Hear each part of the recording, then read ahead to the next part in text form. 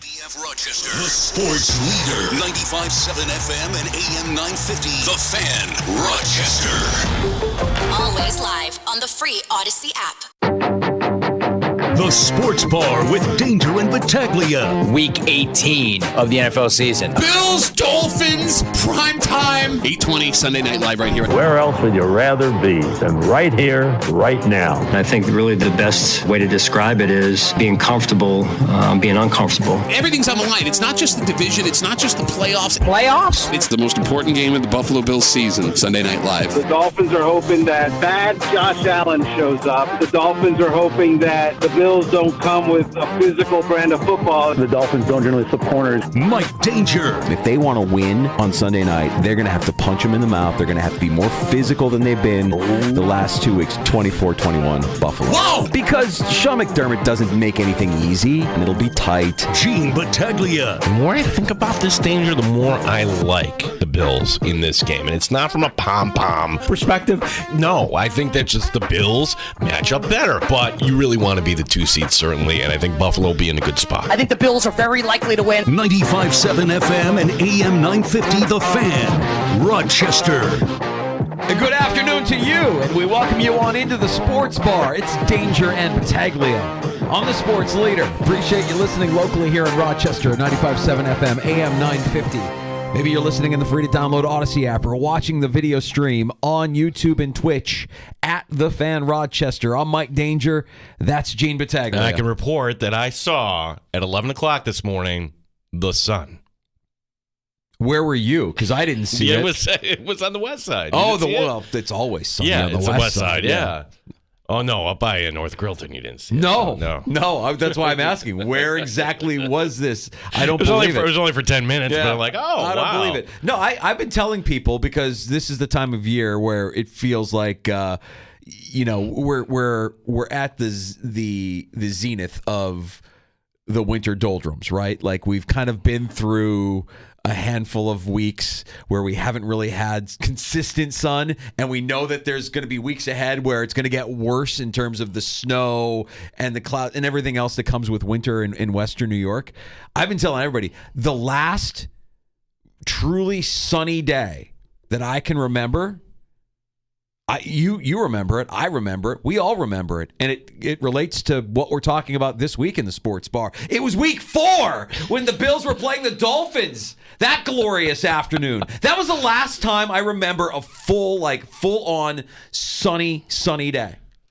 Like beginning to end, like sun up, no clouds. You wake up, yeah, beautiful day, blue sky. Well, it was foggy that morning, if you remember. I remember there was a lot of fog. The fog lifts, the skies are blue, the sun is out. It's a comfortable temperature. It's still the fall. It was week 4. Yeah, I don't remember a full sunny day. I mean, the sun came out Christmas morning for a little bit, right? You woke up Christmas morning. It was bright. It was sunny for a little bit, but we haven't had that kind of day since week 4.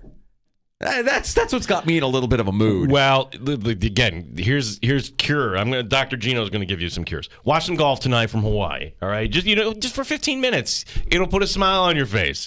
Familiar names. Someday I want to visit this place. Yeah, you'll feel better when you see those scenes. And then the second thing, Sunday. Yeah, you're gonna see South Florida. You're gonna see some people maybe in t-shirts, maybe in a light jacket. Here's how I'm curing the blues. I am going to smoke a pot of chili. I'm going to make some chili. Whoa! Smoke a pot of chili? Yeah, I'm gonna smoke my chili. I'm gonna make chili on the egg. I'm gonna smoke some chili. I'm gonna get a chuck roast. I'm gonna smoke that tomorrow. I'm gonna take that chuck roast, add it into all the other meat, make Texas style chili smoked on Sunday. In time for Sunday afternoon, late Sunday afternoon kickoff, me and my buddy Tony, I know, shocking, West Sider, friend named Tony, we're going to watch the Bears beat the Packers, eliminate them from the postseason, very much like the Detroit Lions did last year at this Danger. time. And and even if we lose, we'll be happy and merry because we'll have our bellies full of smoked chili and the finest ales available. By the way, I think I'm going to call them ales instead of beers moving forward. Is that a good move? I think that's a move for the new year. We're drinking ales. Sound a little fancier, you know. Like from ye old times. That's right. Yeah. High class, fancy, like they used to serve in the kingdoms. We're having ales this week. That's my cure for the winter doldrums. You sound a little Mets-ish, though, when you're like, I want to talk you down here. You know how this story ends with the Packers and Bears. Look, I know how it could end. I know how it has ended. I'm trying to keep my expectations in check. The thing that you're going to kill me about, I'm actually going to we'll talk about later when we share some takes, and I'll drink to that. I've got a Bears take that I heard, and I can't take credit for it because it came from Barstool, from Big Cat. Big Cat shared a Bears take, and when I heard it, my mind exploded. I'm like, if that were to happen, if this scenario were to play out the way he was envisioning it, and by the way, there's some sense that is being made in what he's saying and what I'm going to share with you later on this afternoon.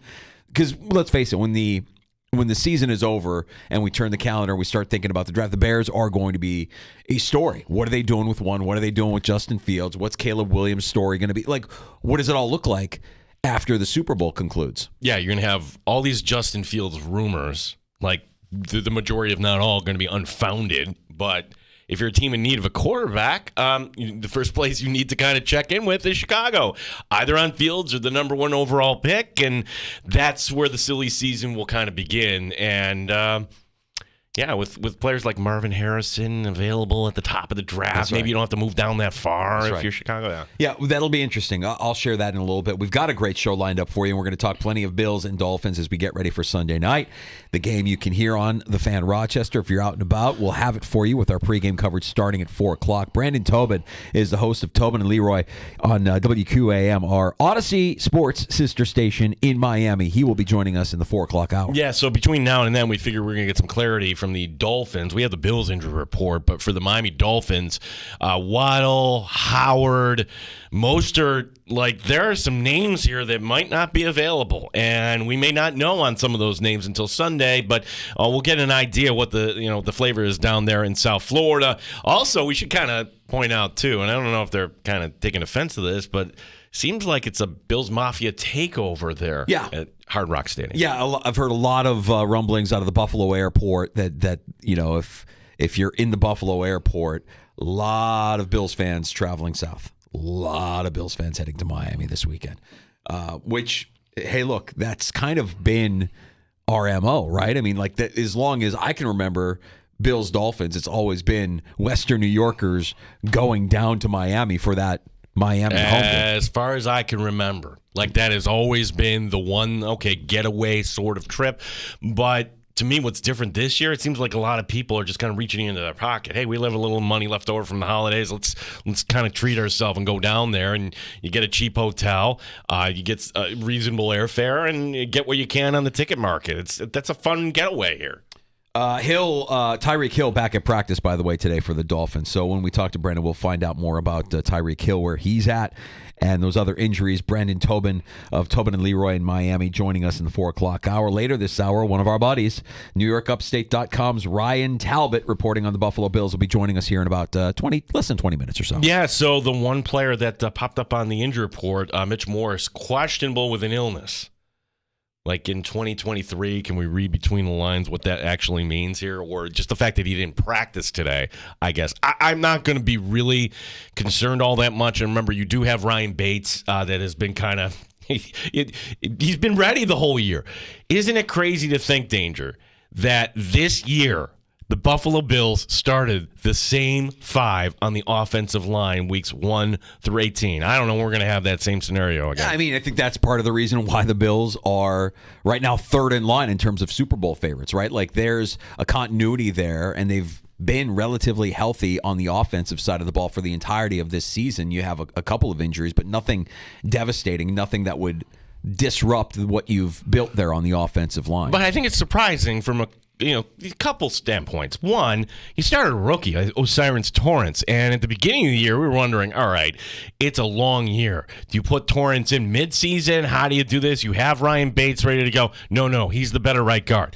Well, so far, he's been holding up just fine. Been great. Yeah, and then who's been great too, Spencer Brown, who I think it's fair to say kind of injury prone, concerns about the back, everything else. Well, he's been fine at right tackle, gives you a little nastiness, and I think we could say Deion Dawkins, this has been his best year, and maybe it's because he's healthy as ever. But Dawkins at left tackle getting the Pro Bowl nod, good for him. So the idea that Mitch Morse is questionable, that's the one concern we have. We'll talk to Ryan Talbot coming up here shortly. We actually heard from Deion Dawkins on this specific topic, on this being his best season. So far, it's been going well. I still have another game in the regular season to prove that. But I can't even sugarcoat it. Like it's a whole different mode, man. It's a whole different vibe, whole different energy. So yes, this has definitely been my best season, and still a lot more to come.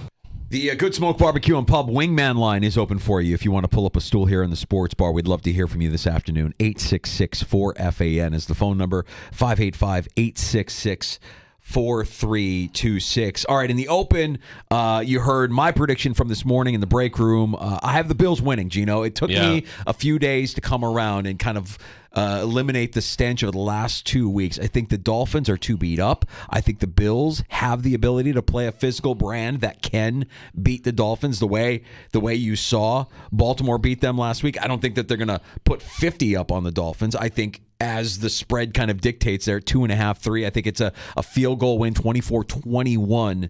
Bills advance as the AFC East champs and claim the 2 seed Sunday night in Florida. Yeah, I think that we all have to kind of realize, can you imagine a world where this is like the end of The Sopranos? Like, here we are, boom, boom.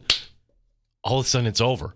Like, are we going to come back? This would be the most shocking end to a season, right? I don't think we're kind of allowing our minds to think. Give your prediction, because I want to expand on that a little bit. And there's some more stuff happening. There's some more stuff circulating around the Bills, and none of it what you would consider a hit piece like what Ty Dunn put out a few weeks ago. But there is some interesting analysis happening around the Bills, and specifically around the Bills and Steph Diggs. And I have a feeling that if things don't go the Bills' way on Sunday, that becomes the story around the Buffalo Bills. It's going to it's flipping a switch. It is going to be immediate. It's going to be stark. Whenever the end of the season happens, it's always like jumping into a cold shower. Well, this would be, it would be something if the Bills ended up not making the postseason, going from the 2 seed potentially to being out altogether. Do I see the Buffalo Bills winning this game? The answer, yes. They will win this game. And part of it is because Miami is just so banged up. And the Dolphins look terrible against the Ravens. Yes, they'll be better this week, I suppose. One factor that I think deserves a note here is the Buffalo Bills having Daquan Jones back at the tackle position. That Ed Oliver, everybody's talking about Josh Allen getting snubbed for the Pro Bowl. Ed Oliver's having his best season. You know what's going to get even better the more reps he plays alongside Daquan Jones? The fact that they got Jones 25 reps last week. Well, maybe it's 25 to 30 this week. Again, it's South Florida. You want to stay hydrated and whatnot. But if you don't have a healthy Mostert and you're only relying on Achane, if you're Miami and you can't run the ball against Buffalo, good luck. So I still think Miami's going to find ways to put up points. Hill's going to get them once, maybe twice. But I see the Bills winning this game. I'll put the score 28-20. Okay. Now, you're allowed to think about what the world looks like if the Bills win and claim the number 2 seed, and we'll be in a great mood on Monday, and we'll be talking about, next weekend's opponent, and that will be a lot of fun. But what if it doesn't go that way? What are we talking about on Monday? My prediction is that if it doesn't go the Bills' way, if they find themselves on the outside looking in, a story that we've been discussing this week only gets amplified and pushed to the forefront. What the hell were they doing with Stephon Diggs down the stretch? What happened?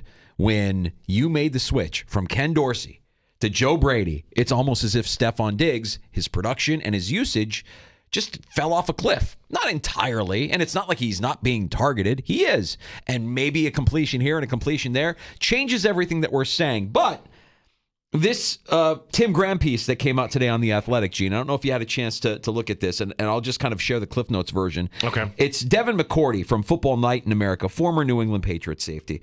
Take that with a grain of salt as well. And I know immediately that a lot of Bills fans will be like, well, what do we have to listen to what that guy has to say?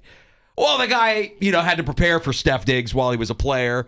The guy, played the position. I would assume he has sources within the league. Right. So, yeah. And now he's on a national platform. He's on NBC Sports. So he's not going to, just make stuff up. And this is a lot of opinion.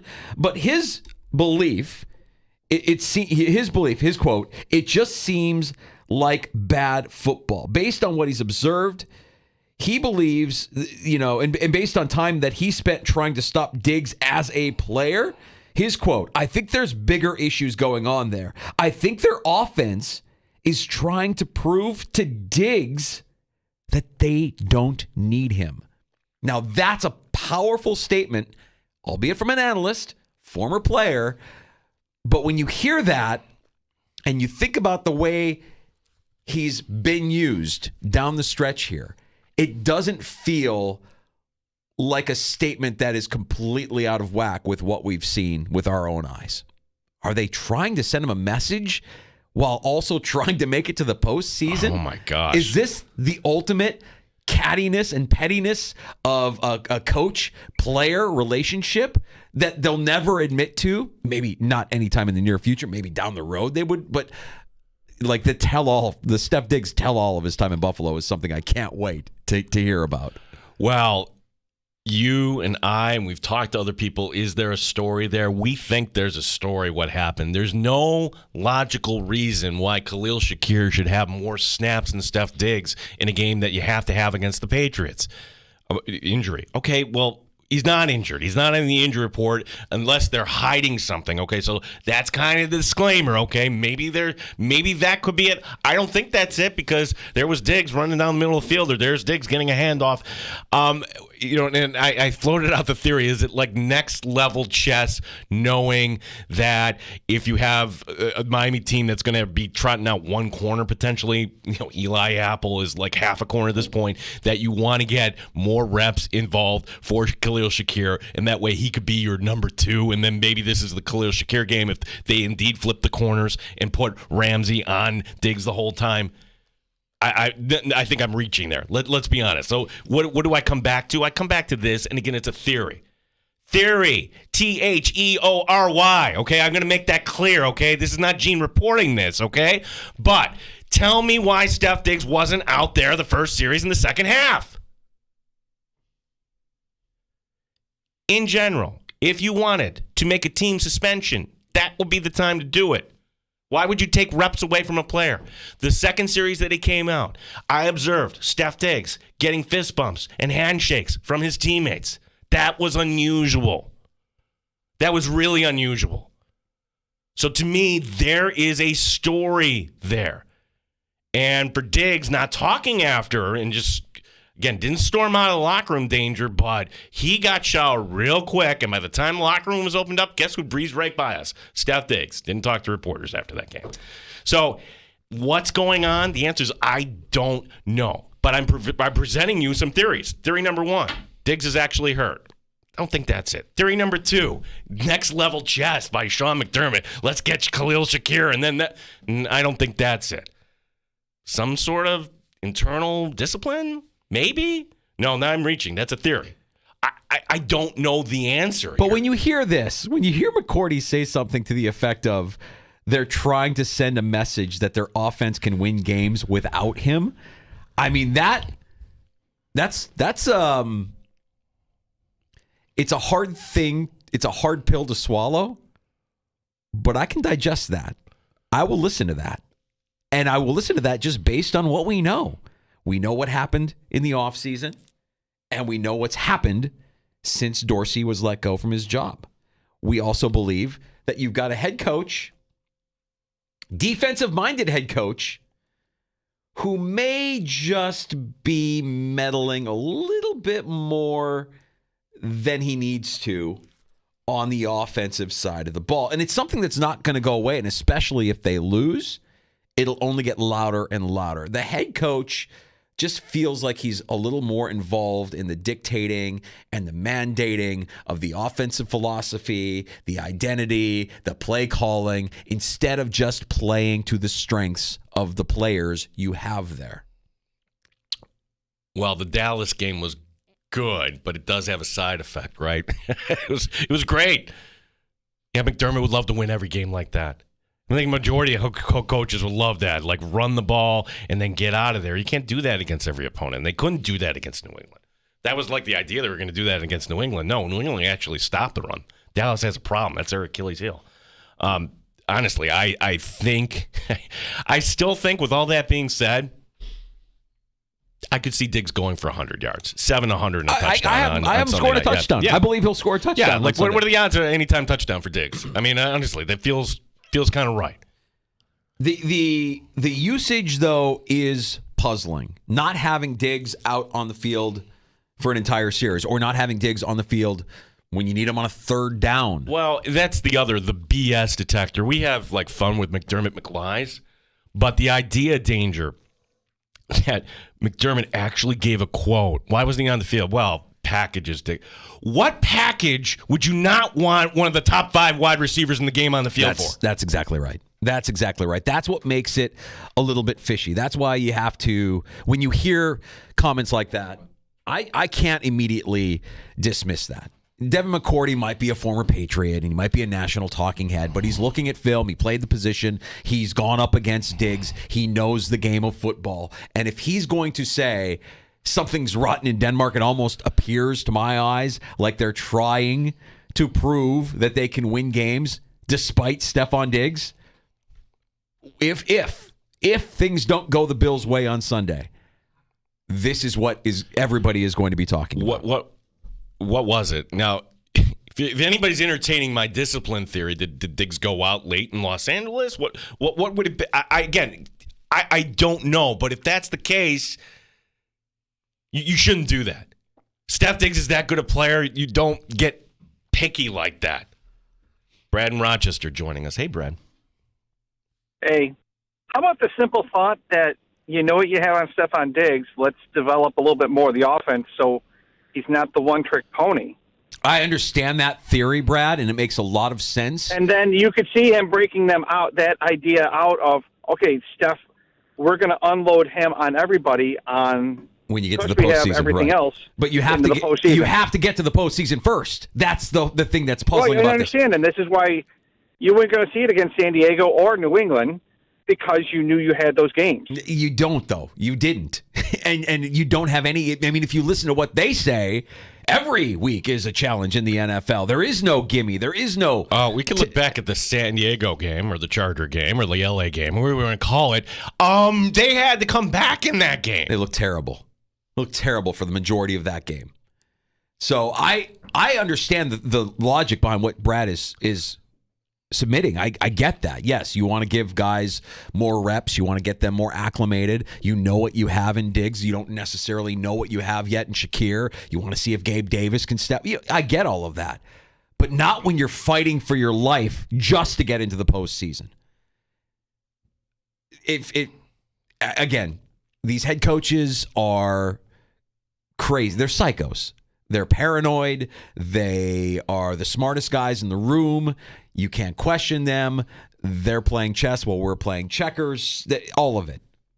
But if that's the case, if what McCourty is putting out there is if there's a shred of truth to that, oh my God, we are so arrogant that our best weapon on offense, we're gonna limit his production down the stretch to show him we don't need him.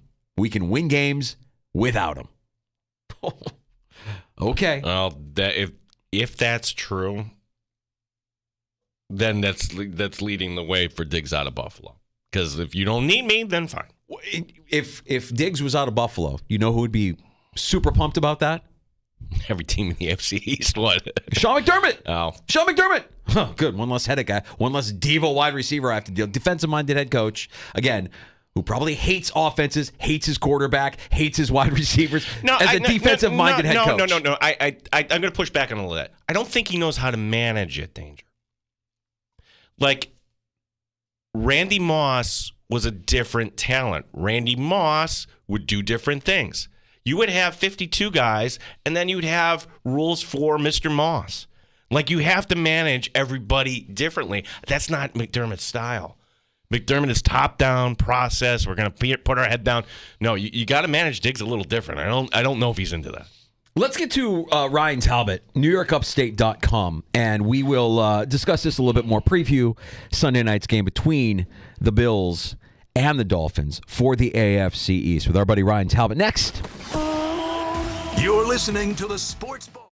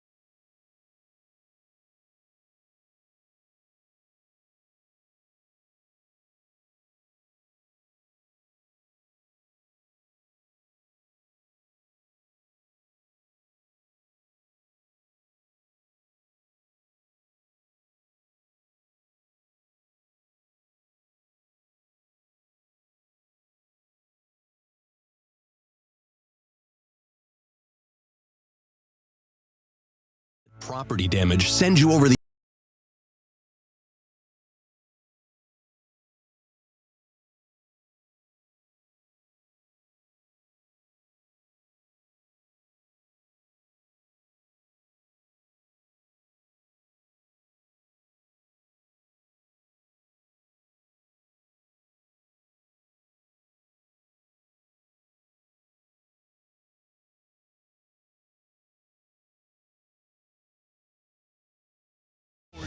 update. Mitch Morris is questionable for the Bills-Dolphins game on Sunday. The Bills center has an illness.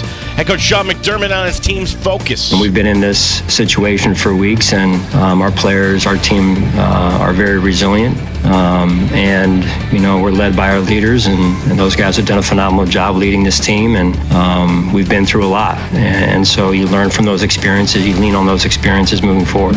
Week 18 coverage begins at 4 o'clock on Sunday. We'll talk some Bills football coming up next. Ryan Talbot, New York Upstate, joining us here in the Sports Bar. It's hockey night tonight in the Flower City. The Rochester Americans hosting Cleveland. Don Stevens will have your call beginning at 7. RIT is also home tonight. The Tigers hosting Clarkson.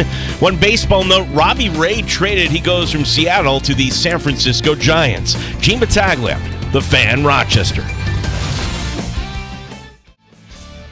Top Shelf Sports Talk. You're hanging out in the Sports Bar with Danger and Battaglia on the Sports Leader, 95.7 FM and AM 950, The Fan, Rochester.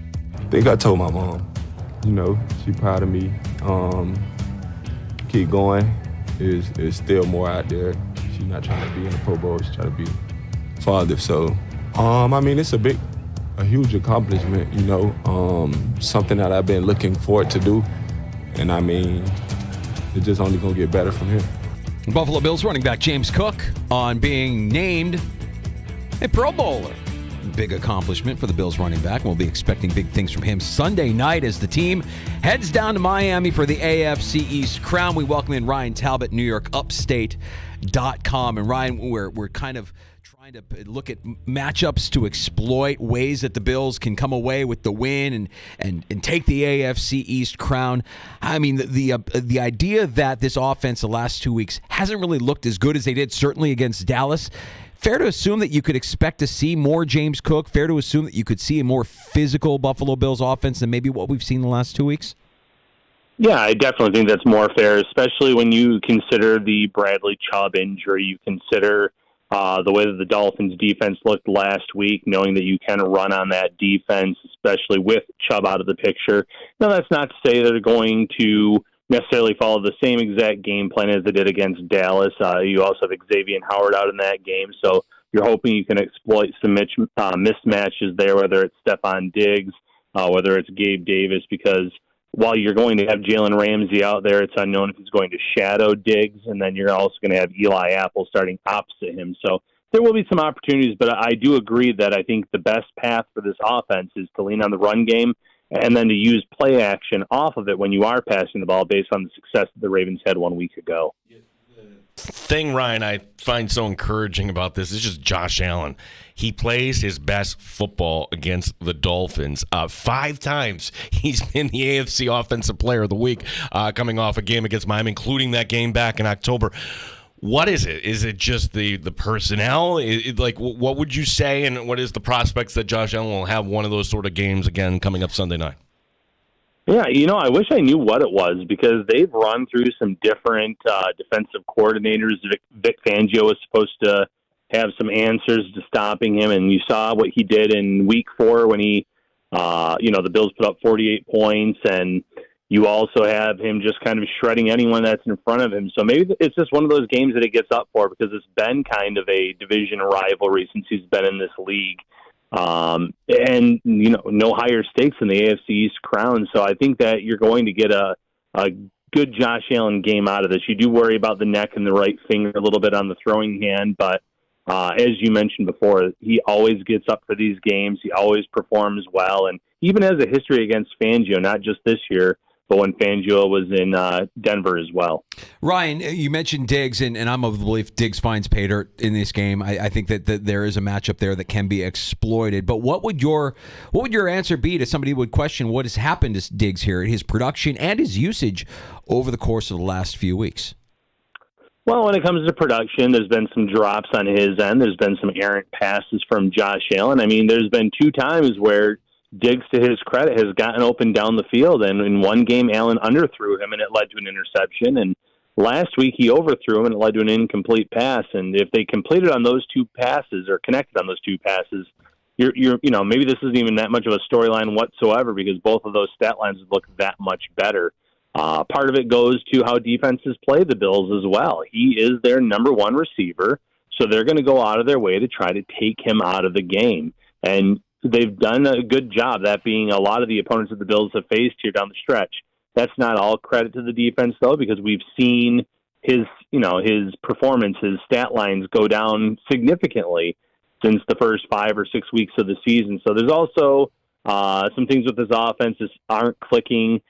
New offensive coordinator in Joe Brady, you've seen a decline in his production since then. But as you mentioned, there's been a lot of big third down plays where he's been on the sidelines, or personnel packages where they're trying to look like they're going to run the ball and go heavy. And maybe it's to try to deceive defenses and it's a pass play, but you want your best guy out there. So you do need to mix him in at times. And in my opinion, I'm hoping you see a little bit of an uptick this weekend, and maybe it'll be a blessing in disguise, and he's going to be fresh for the playoffs if the Bills get in. Ryan Talbot, Shout Podcast, NewYorkUpstate.com, our guest here in the sports bar as the Bills get ready for the Dolphins in Week 18. On the other side of the ball, okay, you got challenges, but I think one encouraging sign is the return of Daquan Jones. What did you see? I didn't think they were giving that many snaps, but that seemed like a healthy dose he got last week. Ryan, what does it do for that defensive line with having Jones back? Yeah, it's a significant boost in the middle because, he can stop the run very well. He's very good at collapsing the pocket and getting after the quarterback, getting some pressures. I like the way that the Bills really did break down their defensive tackle position last week. They kept everyone fresh, including Ed Oliver and Daquan Jones. You mix in Poona Ford and Tim Settle. It worked out nicely for the team last week. And I think you'll see an uptick, though, in Daquan Jones' snaps. Maybe it'll be in the 40% range. 40-45%. And, it's not just a boost on the field. It was probably an emotional boost last week, getting this guy back that was playing at such a high level over the first 4 weeks, and now you know that you have him for this stretch run. It's great news for the Bills in a matchup where, Miami has some backs. We don't know if Mostert's going to play. Devin Achane is a very good back as well. They can hurt you on the ground. Jeff Wilson. So to have Daquan Jones back in the fold is big for this defensive line. All right, Ryan, you mentioned some of those injuries, Mostert being one, Jalen Waddle being another, Tyreek Hill returning to Dolphins practice today. His house burned down, or he had a house fire, I should say, on Wednesday that he was dealing with yesterday. So his return for the first time since that fire was today in practice. And Hill is the one I want to focus on because we know what he is capable of. And do the Bills have something in their secondary that can slow him down the way they did in Week 4? Was that more about the Bills' secondary or more about the pass rush in Week 4 in terms of Hill's lack of production that game?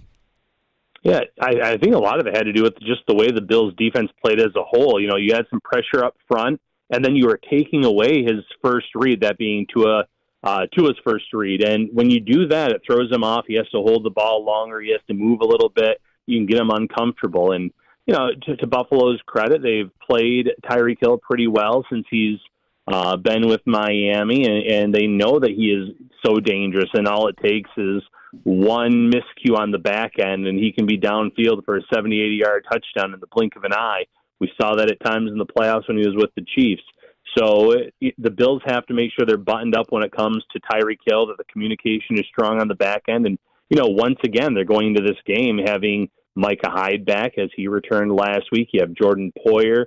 Taron Johnson's been healthy. You have Rasul Douglas playing at an extremely high level. And, he doesn't get talked about much, but Christian Benford has really come on as cornerback too, to the point now where there's not even really a discussion of trying to get Dane Jackson on the field for any reps unless there's an injury. He's really made major strides in year 2, and you really like the secondary going into this matchup. Ryan Talbot, who was at the game on Sunday, as the Bills coming up against the Dolphins on Sunday night. How do you see this going, Ryan? I mean, it is a wide variance here. The Bills could be the 2 seed, and everything goes wrong. We could be talking coming up Monday about the offseason here, Ryan. So where do the Bills land in this spectrum? Yeah, it's such a great question because the Dolphins are also great at home, but this is a night game. It's in prime time. Usually in these prime time games, you also get your best from Josh Allen. I think that the Bills do edge this out. They are by far the healthier team. Sean McDermott usually has a pretty good blueprint or game plan to at least slowing down the Dolphins. I think that this defense is going to come ready to play and have 1 or 2 turnovers in the game. Offensively, though, things need to start clicking. Josh Allen needs to throw the ball a lot better in this matchup than he did against New England. If he doesn't, then that opens the door for Miami to win. And like you said, if games don't go Buffalo's way on Saturday and Sunday, that might wrap up the entire season as a whole. Yeah, I'm of the opinion that if they can't beat their division rival who just got blown out and had 50 dropped on them by Baltimore, you probably don't deserve to make the postseason, Ryan. But there are scenarios where the Bills could lose and still find their way in. Which of those three games, the games that could impact the Bills' playoff chances, do you think is most likely to happen, where you could see comes late Sunday night when the Bills are kicking off, oh, well, we're already in the postseason no matter what? Earlier this week, if you asked me that question, I would have said Baltimore over Pittsburgh, division rival, kind of deja vu from 2019, because the same thing happened. The Ravens were the 1 seed. They rested their starters. They won 28-10, I believe, something along that range. But I look at who's sitting out in that game, and there's a lot of star power that's going to be out, and not just Lamar Jackson, Odell Beckham Jr., and most likely Kyle Hamilton. You have Zay Flowers is doubtful.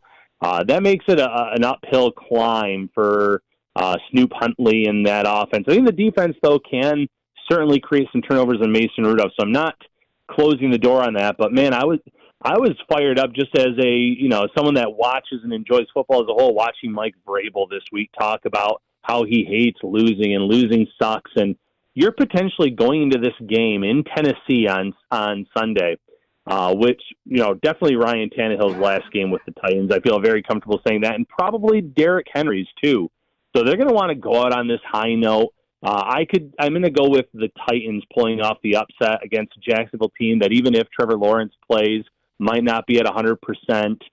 Jacksonville won for the first time in 9 tries in Tennessee last year, so the history definitely favors Tennessee in terms of that aspect as well. So that's the way I'll go. Ryan, it's interesting. Oh, the one game I'm hoping for, maybe the Texans and Colts go to overtime. We're all rooting for a tie then at that point. That would solve that problem.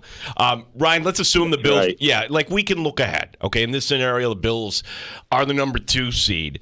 And I just go back to the 2022 season where it was actually the Chiefs as the number 2, and the AFC was so watered down in the back end. It was the Steelers with Roethlisberger in his last game. There's no way the Steelers are going to give the Chiefs a game, and they didn't. It was boring. I don't see any scenario like that for the Bills against the 7 seed. So when you're looking at all the 7 seeds that would be possible here, which one would you want to face the most, and which one do you think would give the Bills the most problems? Yeah, looking at who could still potentially make the playoffs, I think Houston is one team that I don't think anyone wants to see. I think that Stroud is a great quarterback, someone that you have to kind of keep an eye on there. In terms of who you would most like to see, probably Pittsburgh. I know that defense is legitimate, but I really think that Mason Rudolph is due for a bad game, and it would not shock me if it happens tomorrow against the Ravens. I know he's been in the league for a long time, but you can only go back so far and look at tape because of offensive coordinators, the way things are running. But now you have 2 weeks of film on him with this new system. I know it's a big game for them, but I really think the Ravens might come out with a really good plan to knock him back down to earth. But if they get in, I think a lot of teams wouldn't mind playing them in the playoffs. The other story that'll emerge on Monday, it's Black Monday, and NFL teams will be moving on from lame duck head coaches. I think there's probably a few certainties. It feels like Ron Rivera is going to coach his final game in Washington this weekend. What about Bill Belichick and the Patriots, Ryan? Where do you think that all plays out? How do you think that all plays out, and where do you think Bill Belichick winds up, if anywhere, this offseason? Yeah, I do think it ends for Belichick this weekend, and it's interesting because I wouldn't be shocked if the Patriots offer him some kind of office job, high-ranking title, but I still think he wants to coach. And they're in this tough spot because they have such a great history, a lot of championships won together.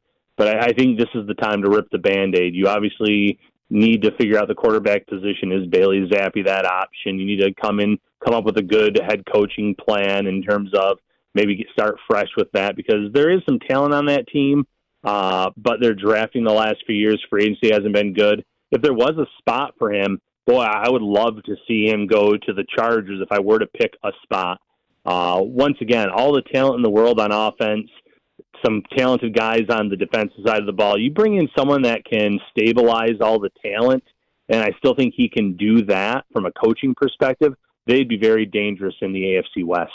Ryan, last one for me, and it's a question I know we don't know the answer to, so weigh it out. Will Von Miller be active Sunday night? That's a great question. I saw an interesting article too, saying like, are they holding him out to, in case of injury guarantees? But I really don't think there's much the Bills can do with that contract unless the league came up and suspended him before the end of this season. You looked at how they played last week. They didn't get home a lot in terms of the defensive ends. They got some good internal pressure, but they are healthy there. You still have A.J. Epinesa. You still have Leonard Floyd, Greg Rousseau, Shaq Lawson's playing at a high level, and he kind of goes unnoticed. And then you can also get Kingsley Jonathan out there. I think that even if he does play, you're going to see him on an extremely low snap count. So I'm in the belief that he's either inactive for the second straight week or they limit his reps to under 10 or under in this regular season finale. Ryan, it's always great getting caught up with you. It's awesome getting your insight in advance of Sunday night's game. What about our listeners here who want to find out more about what you and Matt are working on there at NewYorkUpstate.com and the Shout podcast? What's cooking? Yeah, we're going to preview this game in about 15 minutes from now, actually. So we'll be live on Facebook, YouTube, Twitter, Instagram, you name it. You can always catch it on your favorite podcast platform. Then you can go to NewYorkUpstate.com and Syracuse.com. We're going to have a lot of articles up on the site leading up to the game, obviously in game and after the game as well. And Ryan, I feel like I owe you an apology because honestly, I was not big leaguing you. Ryan comes up to me at the game's like, "Hey, you seem like you're in the zone." I didn't even know he was standing right next to me. Totally big timing you. No. I just get in. I have like my game face on. Perino's theory, Ryan, was that Gene wasn't big timing you and he wasn't in the zone. He was only thinking about the lunch spread. Whatever it was, I just didn't want to interrupt. So it was great to catch up with you after, though. Ryan, you're the best. And, let's see where the world is next week. Thanks for your time today, Ryan. You got it. Have a good one, guys. Thanks, Ryan Talbot at NewYorkUpstate.com, the Shout podcast, doing great work with Matt Perino, who you can hear with us every Tuesday afternoon in the sports bar during Bills season. What would you do with Von Miller? What they did last week. I agree. Like, this is not the time to experiment. You need to put your best players out there. Yeah, it's over. And given how I don't know that I like how the Bills handled his off-field situation during the bye week. I mean, let's face it, if it was somebody who didn't have that big of a number attached to his name, they would have moved on from that player without hesitation. It's a little bit different and more complicated with Von Miller, but I'm going to view the Von Miller era, the Buffalo Bills, Von Miller's era with the Buffalo Bills as a failure. This is Sean McDermott and Brandon Beane hoping that you could get something out of a guy, and you saw some of it before the ACL, but the ACL injury derailed it. That's the risk you take. You knew the injury history was there. You thought there was still something left in the tank, and for a moment last season, there was. But nothing since that injury, and you can't view it as anything for what you've invested and what you've put into it. You can't view it as anything but a failure, in my opinion. Well, this is why you invest so much in the defensive line. I'd rather see a Kingsley Jonathan. A.J. Epinesa seems like he could come back, but they need to get home. They need to find a way to get to Tua. Tony writing to us on X, if the Bills are a wild card, it would be a colossal disappointment. This team was supposed to win the division and have home playoff games. I can't take wash, rinse, repeat at KC next week. Oh, my God. Yeah, that would be it. Oh, my gosh. I can't. Oh, no, Binkley. Well, fellas, it's playoff time. Yeah. Welcome. Oh, we rested Patrick Mahomes last week. Yeah, how's it going? Yeah, it would be the most Billsy thing, right, for them not to get this done. They get in and then somehow win a few games on the road in the postseason. It would be crazy. Look, just buckle up. The ride continues on Sunday night. It's been a wild ride through the course of the end of this season here, as they're in win or go home or win or die mode right now, and the game on Sunday is just the beginning of it. And if the ride ends, you know how you feel at the end of a roller coaster ride. You either you feel down a little bit. You're like, most of you want to do it again. You want to do it again, yeah. And we'll sign up for it again, even if it ends badly. We'll eventually get back in line. We do fantasy football again, Mike Danger. I want to do it again. The Good Smoke Barbecue and Pub Wingman line is open for you. 866-4FAN is the phone number. Award-winning barbecue from Good Smoke Barbecue and Pub in the new location at 135 West Commercial Street in East Rochester. GoodSmokeBBQ.com is their website. We're coming back with more next on the Fan Rochester, including some takes on tap. We call it I'll Drink to That. Yeah, like we're so focused on the Bills that, hey, college football has been really good here, and we have a championship game Monday night, and Stephen A gave a doozy of a take that I wanted to run by you here, Danger. Also, there's one team that I think is going to botch this week. Like week 18 should be a time of transition. I'm going to tell you why New England is screwing this all up.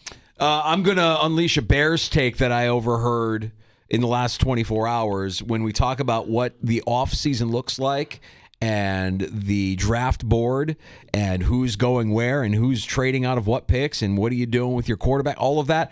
I've got a couple of thoughts based on an idea that I heard from Big Cat at Barstool, and a non-sports take today specifically for sufferers of road rage. We'll get into that and more next. Some new moves for you here. A way to set a tone in the new year in 2024. I'll Drink to That is coming up in the Sports Bar. You're listening to the Sports Bar with Danger and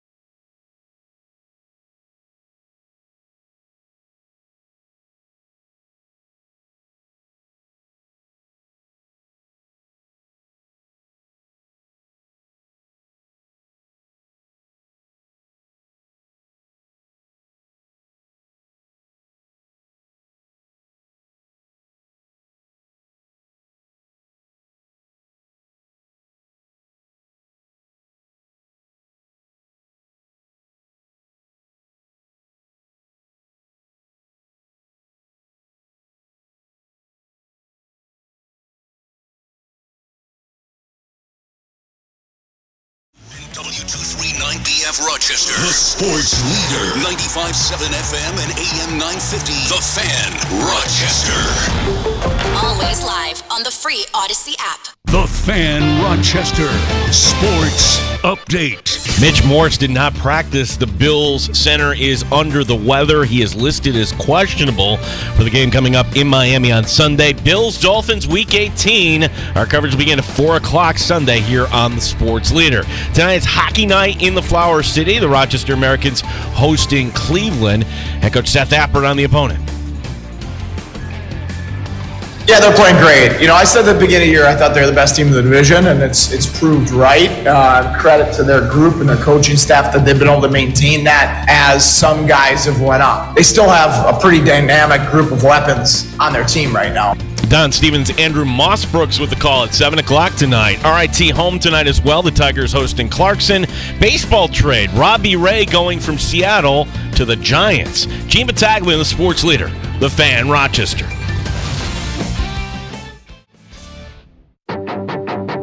The Sports Bar with Danger and Battaglia. Week 18 of the NFL season. Bills, Dolphins, prime time. 8:20 Sunday Night Live right here. Where else would you rather be than right here, right now? I think really the best way to describe it is being comfortable, being uncomfortable. Everything's on the line. It's not just the division. It's not just the playoffs. Playoffs? It's the most important game of the Buffalo Bills season, Sunday Night Live. The Dolphins are hoping that bad Josh Allen shows up. The Dolphins are hoping that the Bills don't come with a physical brand of football. The Dolphins don't generally flip corners. Mike Danger. If they want to win on Sunday night, they're going to have to punch them in the mouth. They're going to have to be more physical than they've been the last 2 weeks. 24-21 Buffalo. Whoa! Because Sean McDermott doesn't make anything easy, and it'll be tight. Gene Battaglia. The more I think about this, Danger, the more I like the Bills in this game. And it's not from a pom-pom perspective.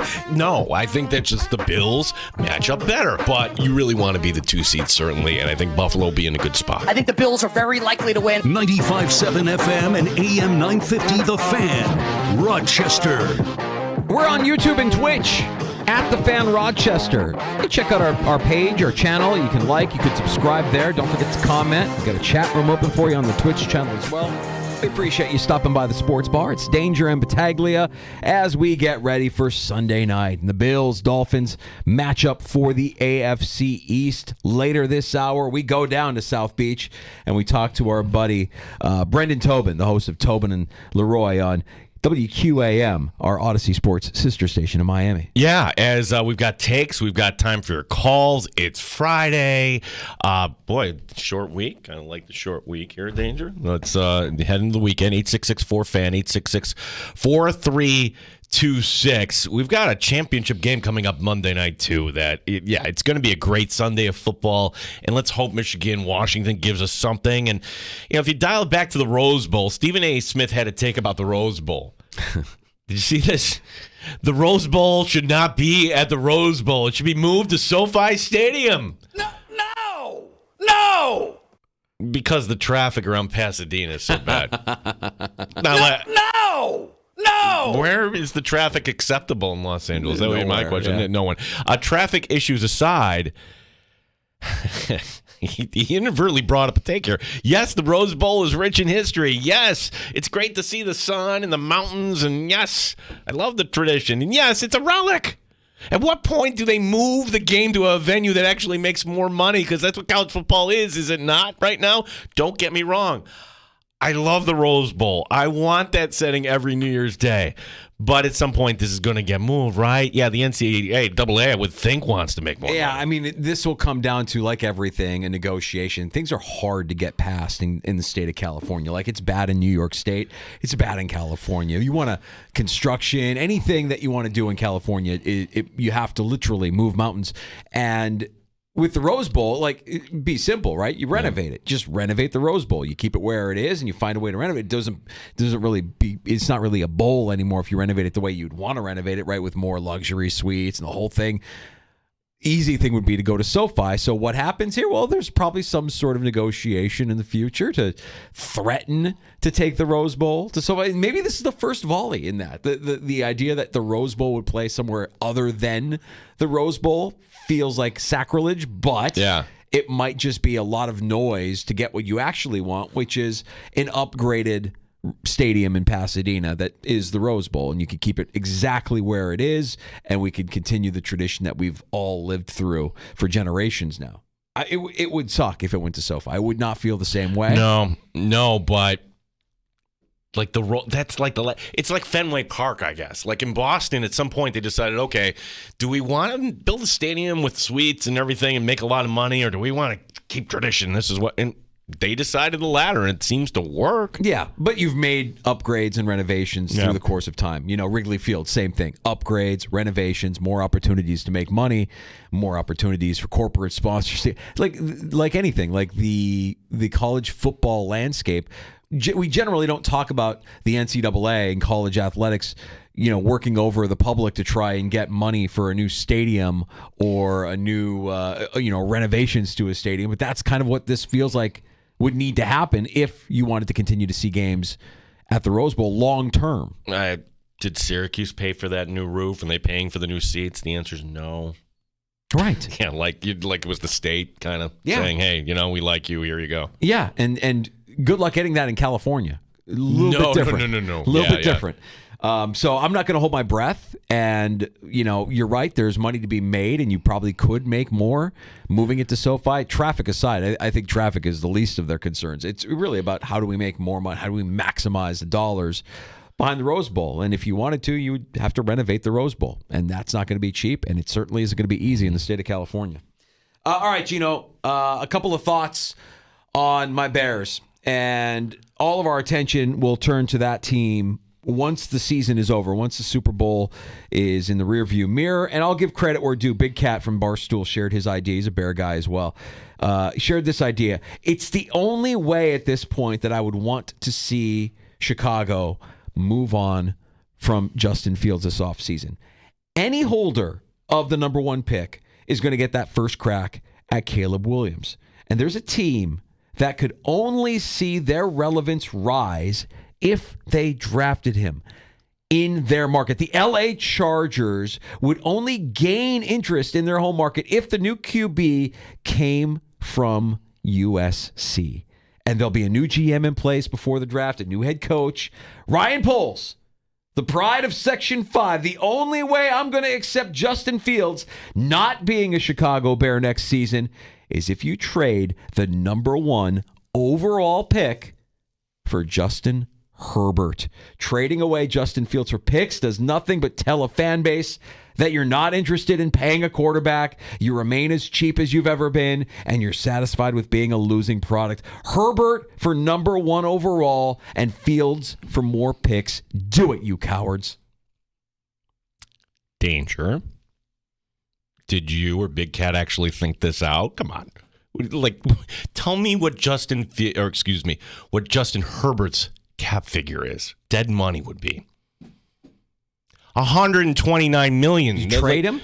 To trade him. He just signed $129 million dead cap figure. That's not even possible. To trade him. You can't do that. The Chargers would have to eat that. Now, you could say, well, the Broncos are going to do it $88 million with Russell Wilson. Problem is with the Chargers, they already have these cap issues with all these contracts that they handed out. So it's a rebuilding year. I hear you from the standpoint of, hey, we want to be relevant. Let's get the USC coach, and maybe we bring over Lincoln Riley. You have a quarterback. From a business standpoint, that makes a lot of sense. I know from a cap standpoint, it's sloppy. No, it's impossible. It is impossible. That's half your cap. Nothing's impossible. $129 Nothing million. is impossible. $129 million. Yeah. We had the same conversation about Carson Wentz just 3 years ago. No, you were talking about $40 million. Yeah. This is 3 times that amount. Anything is possible. Dude, I'm sorry. It didn't even cross your mind. You were just blinded by your fandom. You could get Justin Let me tell you, the only way I will be satisfied if they move on from Justin Fields is if they pull that kind of a deal off. And they'll figure something out. The cap isn't real. We all know it's not real. You can work something out. All right, so there's going to be no recency bias. The Bears have all kinds of cap room. I mean, they could help that situation out with the cap space that they have. Look, don't help anybody out. What they should do is just go back to the original plan, which is you keep Justin Fields, You build around him, you get more picks, and any cap room, you keep building, you roll the cap over year to year to year.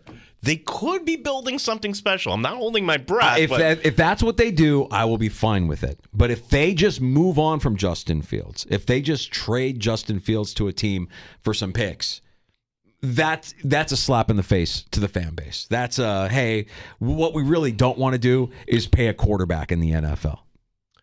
You don't. You at least know what you have. It's all unknown. Caleb Williams, Michael Penix, anybody else. You really don't know how they project at the next. You just project. That's all you can do. On a different NFL note, yeah, like we're figuring, right? There's going to be mutual parting ways between Bill Belichick and New England. We're figuring that's going to be the case. Then why not announce this now? Let me draw an analogy for you. Okay, Jim Boeheim fumbled his exit from Syracuse badly. Can we agree on that? Mm-hmm. Yeah. So on the day of the 20-year reunion for the Syracuse national team last March, really fun day, right? Everybody together. And that's the day it should have been happened. It should have been announced. It would have been the time. Let the fans show their appreciation. That's what should happen in Foxborough on Sunday. Boston fans are going to handle this the right way. They're going to know that what's up. They're going to applaud, whatever. But no, Belichick seems to be going the Boeheim route here. I think Belichick has a little bit more tact than Boeheim. I think it'd be a little bit more strategic. I think he'd be probably a little bit more gracious when it's all said and done. I'm curious to see how it all shakes out, and maybe nothing happens. All right, how about this scenario? It gets kind of over the weekend. One of the NFL info guys, like, hey, this is it.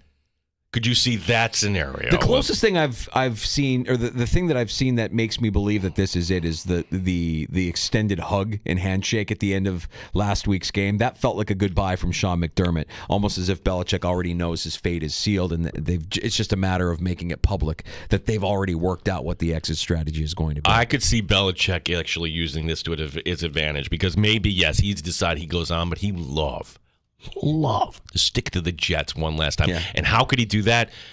Guys, this is it for me. I want to thank you and everything, and hopefully you'll be in good hands next year. But, I love you, and let's do this together. And then they blow out the Jets. Maybe.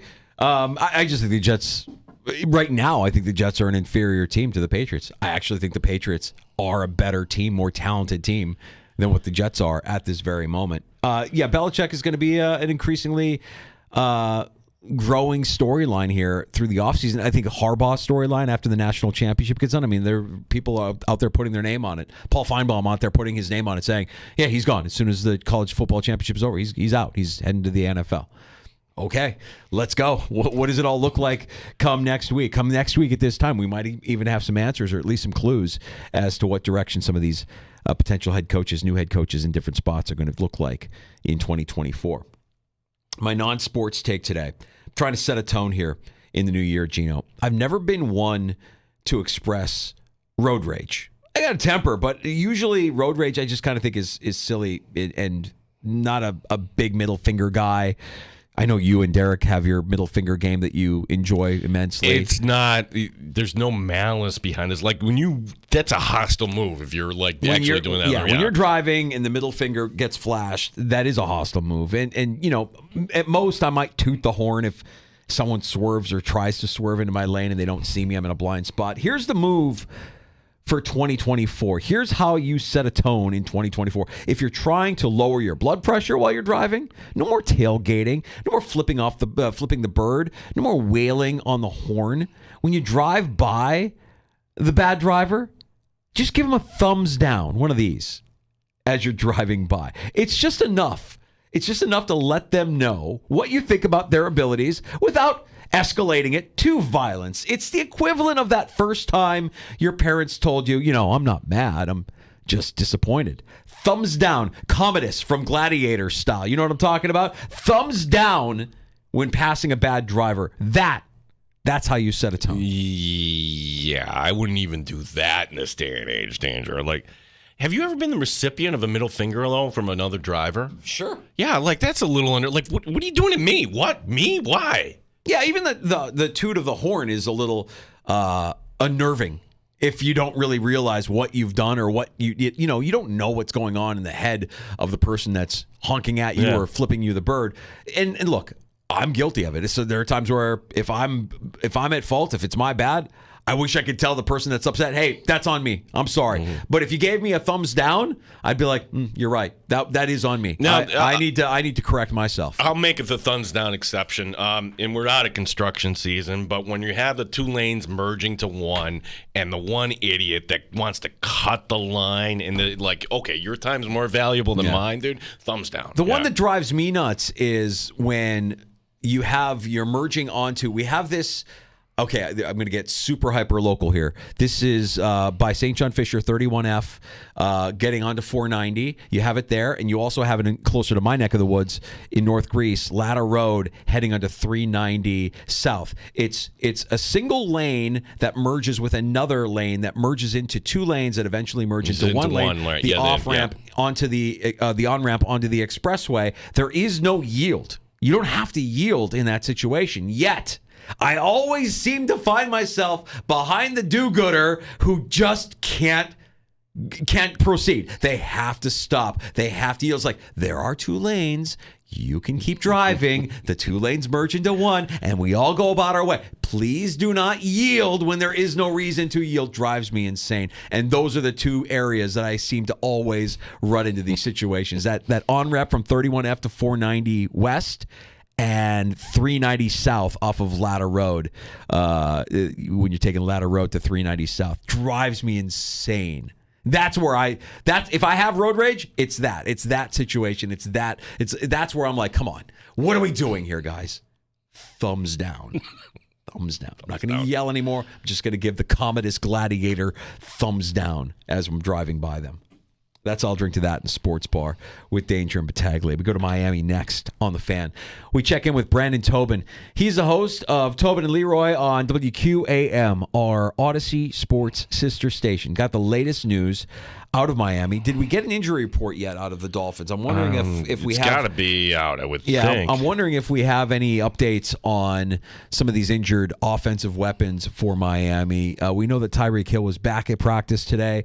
Want to know what's up with Waddle. Want to know what's up with Raheem Mostert, and just how badly are the Dolphins licking their wounds after getting 50 dropped on them by the Ravens just last week. Okay, I got it right here. So, no surprise, Bradley Chubb is out. Xavier Howard officially out. Okay. And three players are questionable. Jerome Baker, Raheem Mostert, and Jalen Waddle. Now, Mostert and Waddle were limited today, which, okay. They're going to give it a go. Yeah, absolutely. They're going to give it a go. So, Howard is the big concern for Miami being out there, I would think. Eli Apple... Last time I saw Eli Apple, Danger, he was in the Victorious Bengals locker room lighting up a cigar and blowing it all over the place like he had something to do with that win.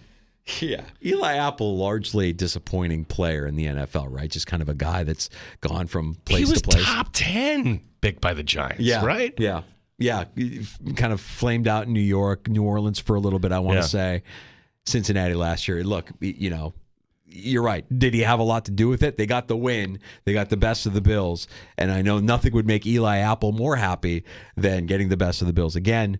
I'm curious from Brandon about what exactly the strategy will be for that secondary. Will you have Ramsey shadowing Diggs, or will you kind of keep to the Fangio strategy of keeping Apple on one side and Ramsey on the other? I think there's some matchups to be exploited here, and we'll talk a little bit more about the overall health of the Miami Dolphins coming into this game. You have that Chubb injury. You have injuries on the offensive line. And, of course, everybody's a little bit banged up here as they're giving it a go here with a limited participation practice report there from Miami. And we'll see what's up with Wall. We'll see what's up with Mostert here as we get closer to kickoff Sunday night. For those who care, the United States won the World Junior 6-2 over Sweden. That's not the championship? Yeah. That was the championship? Yeah. Team USA won the World Juniors? Yeah. Oh, who cares? Come on. No? No. Yeah, you know how much time I spent watching the World Juniors? Zero. Thumbs down. Thumbs down. You know, hockey people love the World Juniors. It. Like, I was up in Canada the one time when it was on, like, everybody fixated on it. Like, it was the NFL playoffs. And I know there. if you're in Buffalo, there's a lot of people in Buffalo that live by it, and it was in Buffalo. Well, but they didn't come out and support it in Buffalo, too. Point that out. Yeah. So it's not coming back. It is for the hardcorest of hardcore hockey nerds or Canadians. Oh, who cares?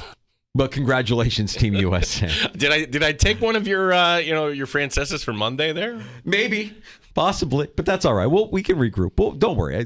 There's never a shortage of list of Franceses for me to share after a long weekend. We'll be back with those on Golf Monday in Hawaii afternoon. better not be a Frances. Golf in Hawaii. Oh, who cares? No. Yes, sir. Yes, sir. No. And more than golf in Hawaii, the thing that's crossed my feed today, what the golfers are wearing while they're golfing in Hawaii. Oh, who cares? Some outlandish and loud new golf outfits. Really do not care. Oh, who cares? That's a Francesa. Brandon Tobin next in the Sports Bar. We talk more Bills Dolphins on the Fan.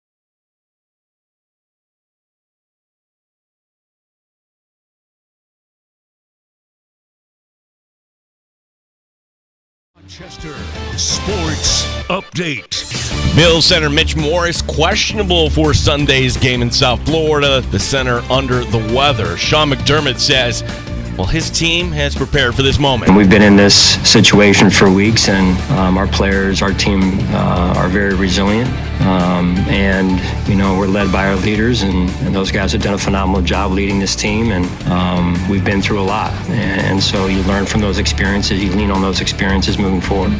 Coverage begins at 4 o'clock coming up Sunday here on the Sports Leader. We'll go to Miami. WQAM's Brandon Tobin joining us next year in the Sports Bar. Hockey night tonight in the Flower City. The Amerks hosting Cleveland. Don Stevens, Andrew Mossbrooks will have the call beginning at 7. RIT is home tonight as well. The Tigers hosting Clarkson. Baseball trade, Robbie Ray goes from Seattle to the San Francisco Giants. Gene Battaglia, The Fan, Rochester. The beer is cold and the wings are hot. You're in the Sports Bar with Danger and Battaglia on the Sports Leader, 95.7 FM and AM 950 The Fan, Rochester. He was sore a little bit early part of the week from it. He's so physically tough, mentally tough. He just takes it one day at a time and gets the treatment he needs, and then come Sunday, he's ready to go. Overall, yes, finger and the neck, yeah.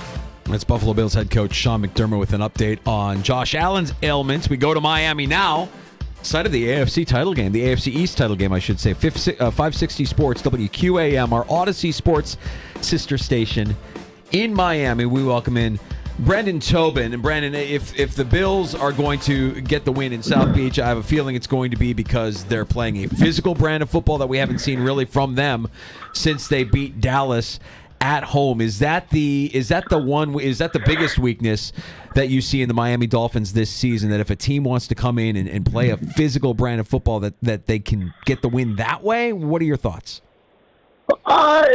In some ways, I see what you're saying. I mean, they've had a lot of switches, especially in the middle of their line with injury. They lost Connor Williams, their center, a couple of weeks ago. There's been a lot of shifting. Their backup, Liam Eichenberg, isn't playing. So that part of the line has been shown to be pretty vulnerable to get up the middle and get pressure on Tua.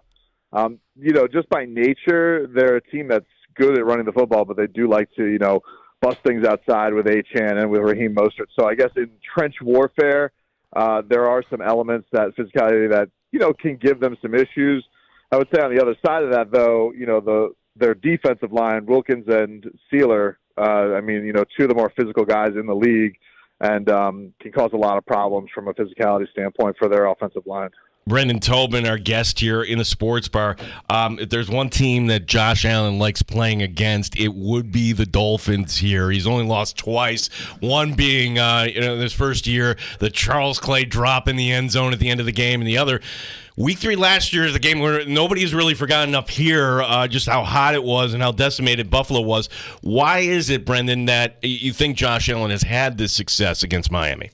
I mean, I know you guys are still talking about it. You guys moved on to the playoffs last year. Guys, it's been hot in Miami for a long time. It wasn't abnormally hot in September.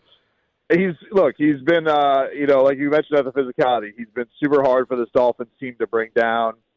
He's a dual threat. I think that, there really just hasn't been a clean answer. This is multiple defensive coordinators with the years that he's been in the league and had success against them. I think the thing that was probably disappointed Dolphins early on in the year with the loss this season was last year the games were very, very close. It was close down here in Miami. It was close in the playoff game. Hell, it was even kind of up for grabs in the playoff game with Skylar Thompson there. And I think what gave the Dolphin fans a little bit of anxiety was just how much Josh Allen throttled them early on in the season. And we saw last week with a dual threat quarterback with Lamar Jackson, the Dolphins kind of went the route of, okay, can he beat us with his arm? And that really bit him in the butt. So I think that it's the big interesting thing everybody's looking for here is what is going to be Vic Fangio's plan, because he also has had a lot of success against Josh Allen. So is he going to get aggressive? Well, the Dolphins just lost Bradley Chubb, one of their best pass rushers. They've already lost Jalen Phillips. And they're going to try and, hope that Josh Allen has one of those self-destructing moments that they can take advantage of. Or, are they going to try and, make him a bit more of a runner and see if that physicality, outweighs them in this game. So it's a really fascinating chess match, but he's just had the answer no matter what. You got to give credit to him there.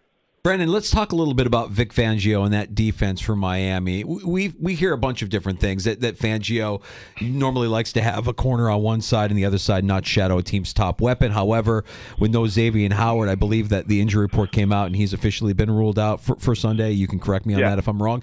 Will we see Jalen Ramsey on Steph Diggs, or will we see Jalen Ramsey staying on his side of the field, allowing Diggs to roam to either side?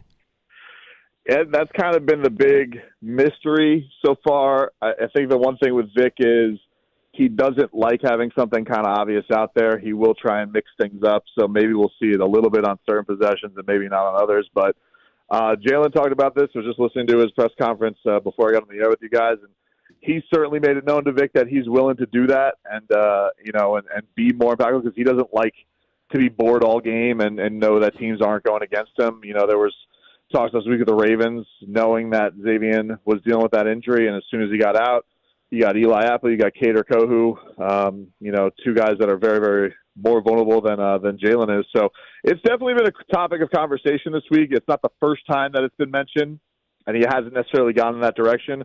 Sometimes it's worked out for Miami, but we've seen in the last couple of weeks with CeeDee Lamb, he's gotten on Kader Kohu pretty bad. The bad miscommunication with Zay Flowers last week against Eli Apple. So the big play has been there for the receivers. It's just a matter of all right, do you allow that one big home run and then you have it work out for you the rest of the game, or are they going to try something different? Because it has burned in the last couple of weeks. Yeah, I thought the Dolphins had taken this huge step, Brendan.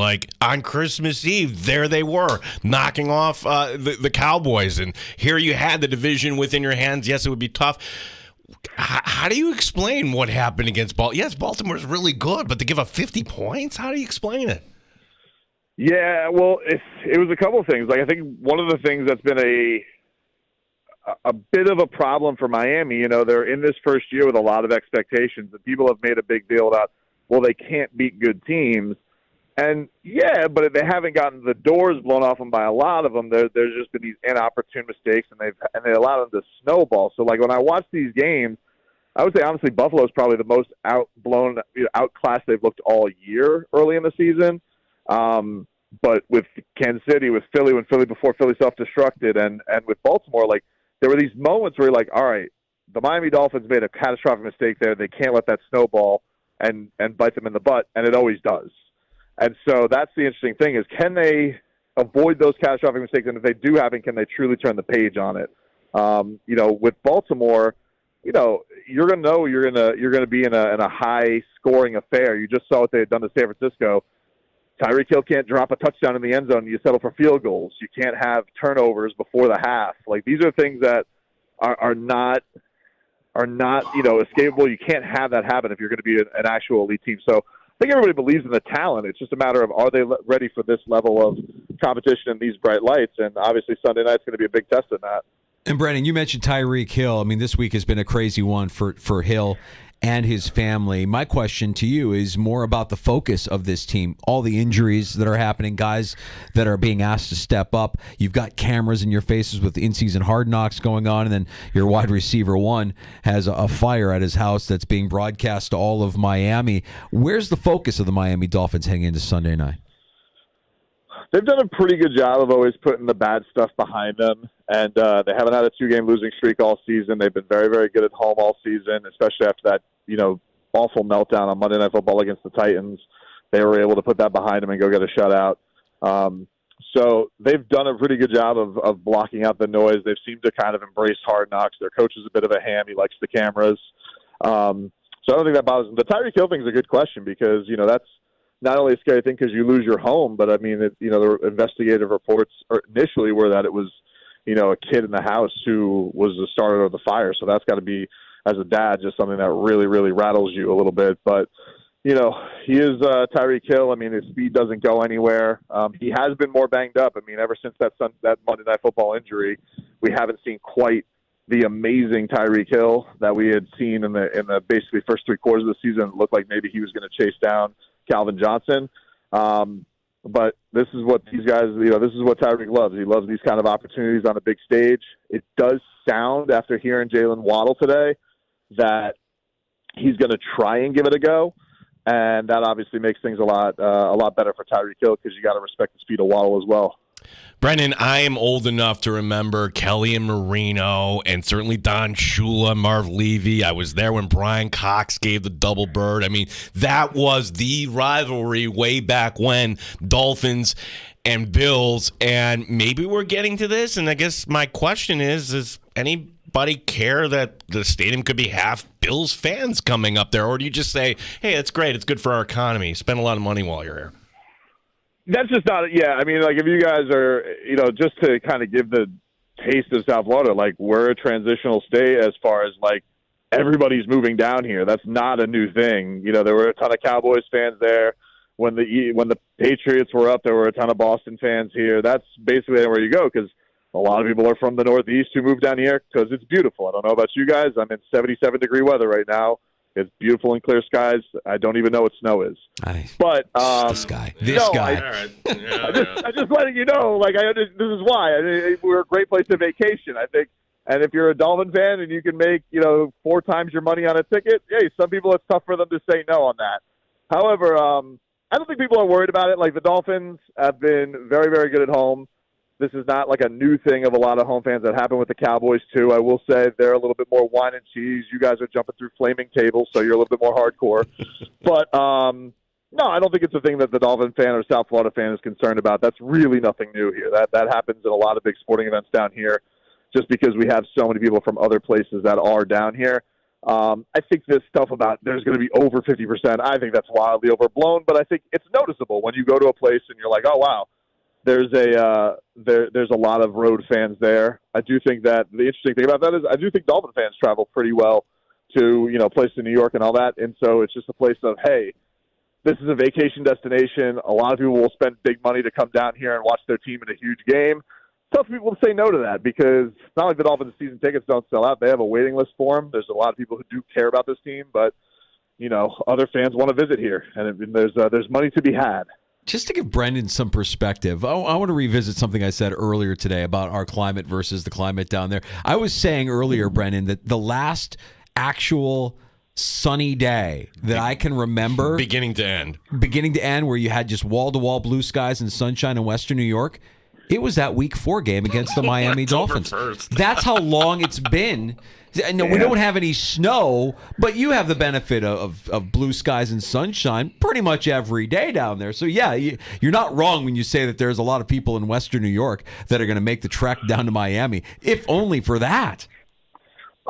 Look, there are some brutal months, as you guys will say, when it gets to like over 80. The Bills fans, they've never had heinous conditions like that. But when it gets to those really hot months in August, when we're dealing like soupy 96, there's a tropical storm in the middle of the day. We go through all of that to get to here, where it's January and it's gorgeous, and we got this for the next 5 months until we're all basically melting again in the summertime, and we're worried about the ocean swallowing us up. So we got our downsides too, but it ain't in January. Brent, I'm going to ask you a question, and a lot of Bills fans are going to cringe at this, but I'm curious if we're on the same page here. Let me lay this out, because we've been kind of speculating, all right, if the Bills win this game, they're the 2, who would you want, who wouldn't you want as a 7 seed? Miami wins this game. Who would you want the Dolphins to face, and which team would you really kind of be a little skittish about?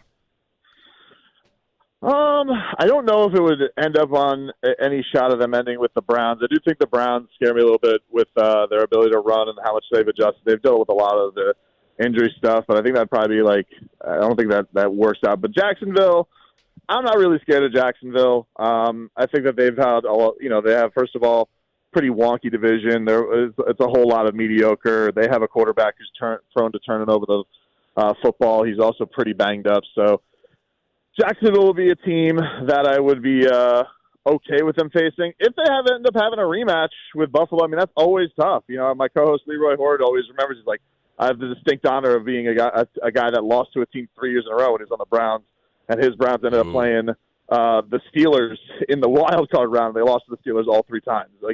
That certainly, I think, is and look, the Bills' track record is success. So I think that the Dolphins would love to have nothing more than get this win, and then hopefully, have the cards fall where Buffalo is knocked out, if that's the possibility.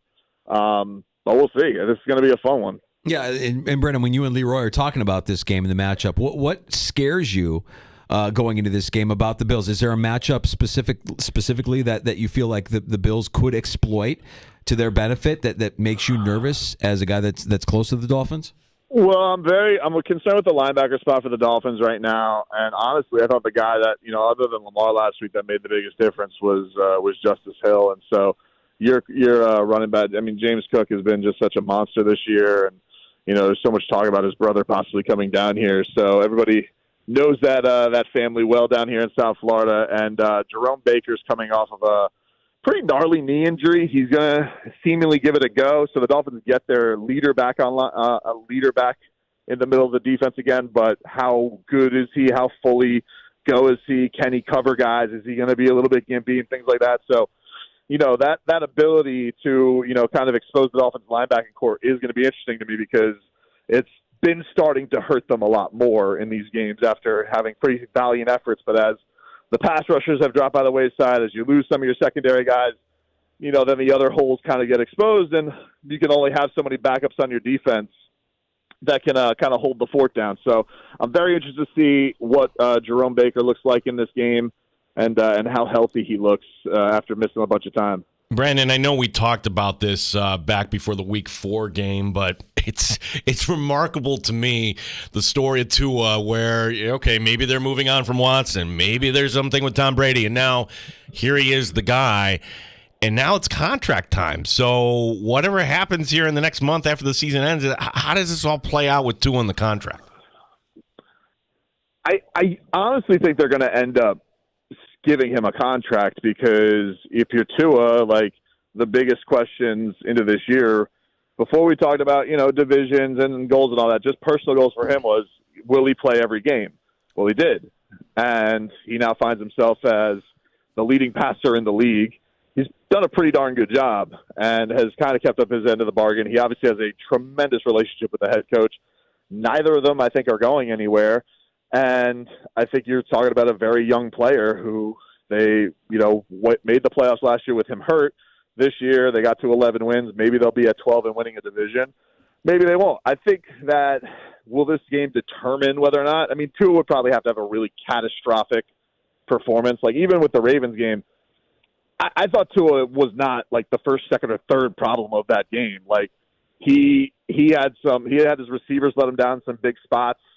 The one thing that really was a bummer was getting the fumble from Zach Sealer and then him turning it over in that spot. That was less than opportune, but I think that he's going to end up getting paid. I think that he's very popular with the fans down here. You're talking about stuff that really hasn't been done since Marino was quarterback.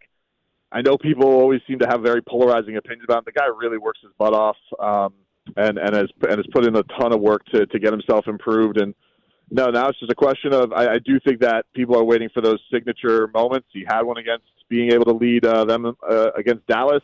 Last week didn't look so great, but this week it is at home. Tua, I think, is at 21-5 in his career at Hard Rock. I mean, he's been very, very good in his career at home. So that's going to be something that we look out for. But you know how fans are, man. Listen, if the Bills blow the doors off him, everybody's going to go back to he's a bum, Tannehill 2.0, lefty Kirk Cousins. They don't want to hear it. So it's almost like he's got this first chapter of a legacy game this week for the division, and it will kind of color how everybody paints their opinion of him. But I really think he's had a tremendous year and has just spoken to not only his hard work, but how he's been able to handle all that adversity. He's had a really, really solid season. Brendan, if we widen at the AFC, you mentioned the Browns earlier as a team that nobody's going to want to play, but with the hindsight that you have here and the recency of Baltimore being there, is there a weakness, a flaw in their game that you were able to see during that loss to Baltimore last week? I thought that I really think the opportunities were there for Miami from a defensive standpoint. They've been a good defensive team, but I didn't find it to be overwhelming. I thought the Dolphins shot themselves in the foot in a lot of spots on offense. Their offense looked, completely overwhelming. Lamar's an absolute monster. They weren't even they were even missing guys. Zay Flowers is the truth. That guy's really good. Odell kind of sprinkles it in whenever you need him to. Rashad Bateman's been, toasting Xavier Howard for the last 2 years now, so that's nothing new for Dolphin fans to see. But even Isaiah Likely for them last week has a great performance. You would have thought them losing Mark Andrews would have been a huge deal, but wouldn't even know who Mark Andrews was after that performance from them. So I think Lamar's got them humming on offense. I think that you do have to be able to put up a lot of points to play with them. And that was the problem with the Dolphins. It really was as soon as Tyreek drops that touchdown to put them up, 14-7, and you have to settle for 3 immediately. It's like you're already losing the race. Like you gotta keep pace with them. And I think that it's similar to this matchup with Buffalo. Like remember for the week 4, like it was bang, bang, bang. Everybody's getting touchdowns, and then the first team to blink was the Dolphins, and the Bills were off and running, and they didn't look back. So I think this is going to be very similar to that. The Dolphins have to get out to a quick start, and they cannot have those moments where, Jason Sanders, they're settling to bring out the field goal unit early on. Brandon, last one for me, and it's switching gears here, and this came across my feed today. Like the Lakers are circling, and I kind of love it, actually, kind of secretly. But the idea of LeBron James, and Bill Simmons threw this out here. LeBron to Miami? He's throwing this out as a theory. Is that catching anything down there in Miami? This possible, I don't even know if it's a possible trade, but that idea that LeBron James may be shopped elsewhere. We talked about it a little bit today because, LeBron, it's such an interesting history between the two, the franchise and the player, because there was a lot of hard feelings when he first left. LeBron's become more nostalgic and appreciative of the Heat as the years go by. But it is always odd that, whenever he plays the Heat and loses to the Heat, there's always either two things. He either has a glowing press conference that reminisces about the great times of the Heat, or he'll blow off the media. It's so, it really does matter to him when he faces this team. I think that he strives and misses, the organization. People always say, LeBron wants to be the GM and all that, and I do believe that's true, but I do think there's a weight of the shoulders of not having weight off his shoulders of having the organization of what the Heat do, which is just basically handle everything. You go play basketball. I can't see it. I don't think LeBron will ask out of L.A. My big reasoning for it today was, his son's playing at USC, and as much as I think Jim Larinaga would love to recruit Bronny to the Canes and join up with his team that he's building down here, I don't think that's something that realistically LeBron would do this year. Could that be something they go and circle the wagons to in the off season? I wouldn't rule it out. I think if LeBron is going to go and move on from the Lakers, are you going to go back to Cleveland? Or are you going to go back to Miami? I don't think LeBron wants to be the guy who's playing for another franchise in his career, especially with everything winding down. So if you were to go to somewhere else, I get why the Miami thing would make sense, but I don't see it to be very likely. I think it's fun fodder, but LeBron just always seems to kind of kick up some drama when he loses to the Heat. Brendan, before we let you go, did you make a prediction on Sunday's outcome? Can we trouble you for your take on the outcome of Sunday night's game? I will go 33-30 Dolphins. Jason Sanders for the win late. That would be a very Bills loss, by the way. Very Billsy. That would be bad for us here in Western New York. Brandon, what time is your show on if people want more Miami Dolphin talk here? Tell everybody about it inside the Odyssey app. If you guys want to troll me or your listeners want to troll me, 10 a.m. to 2 p.m. on Monday. But also congratulate me if you're going to call up on Monday and the Dolphins win. I would like some well wishes as well. Also coming up on Sunday, we do our pregame show it'll be at 4 p.m. starting then. So if anybody wants the Dolphin side of things, you guys can get that on the Odyssey app, or you can watch it on YouTube, Miami 560 WQAM, and check it out there. Appreciate the time as always, bud. Have a great weekend. Enjoy the weather, and we'll do it again soon. All right, take care, guys. Thanks, Brendan. Brendan Tomid, he's the host of Tobin and Leroy on WQAM 560 Sports, our Odyssey Sports sister station there in Miami. When the Raiders moved from Oakland to Las Vegas, there was only one team that voted that down. And people are like, why? What is this? What is Stephen Ross? The Dolphins voted that down. Because now the number one destination town is Vegas, obviously. And sure. they bring that up. We think, hey, we're taking over. And they're like, yeah, that's the economy down there, folks. Yeah, come on down. Put your face paint on and make sure you go out to dinner and, have some friends and tell everybody what a great time you had. Mm-hmm. Love that conversation. He's got it kind of like I have it. I have the Bills winning by 3, a field goal difference there, and the Vegas spread is right around that 2.5, 3 point mark right now. So, what if, Danger, in a year where you had the Jets opening game and you had 12 men on the field, you have all these terrible, terrible losses in the Philadelphia game, that Sunday will be the coup de grace. Like, this would be like. Then are we revisiting everything if they lose to a division rival and you lose a close one because of things you didn't do? It'll sting. It'll feel terrible. And nothing will change. You're right. We're going to have to live with that as fans. We're going to have to live with that through the course of the offseason until we get to the draft, and then the season of optimism begins again. But then we'll have to also mentally prepare for the constant droning of a head coach who will say the same thing and not say anything at all over and over and over again. It'll be, and by the way, the fall guy's already been identified, right? We know that the special team, regardless of the outcome, special teams coordinator is going to be gone. Smiley's out, right? That's been predetermined. So we already know that that's happening. All right, let's get to happy hour next in the sports bar. We have time for your calls if you want to join us at 866-4FAN, 866-4326. That's the Good Smoke Barbecue and Pub Wingman line. Injury reports for both the Bills and the Dolphins. We'll review those as Tyreek Hill returned to Dolphins practice today. And we'll recap some of what we learned today from Brandon Tobin, who we just heard there, Tobin and Leroy at WQAM in Miami. And Ryan Talbot from NewYorkUpstate.com, who stopped by in the 3 o'clock hour as well. That's coming up next. You're listening to the Sports Bar with Danger and Battaglia on 95.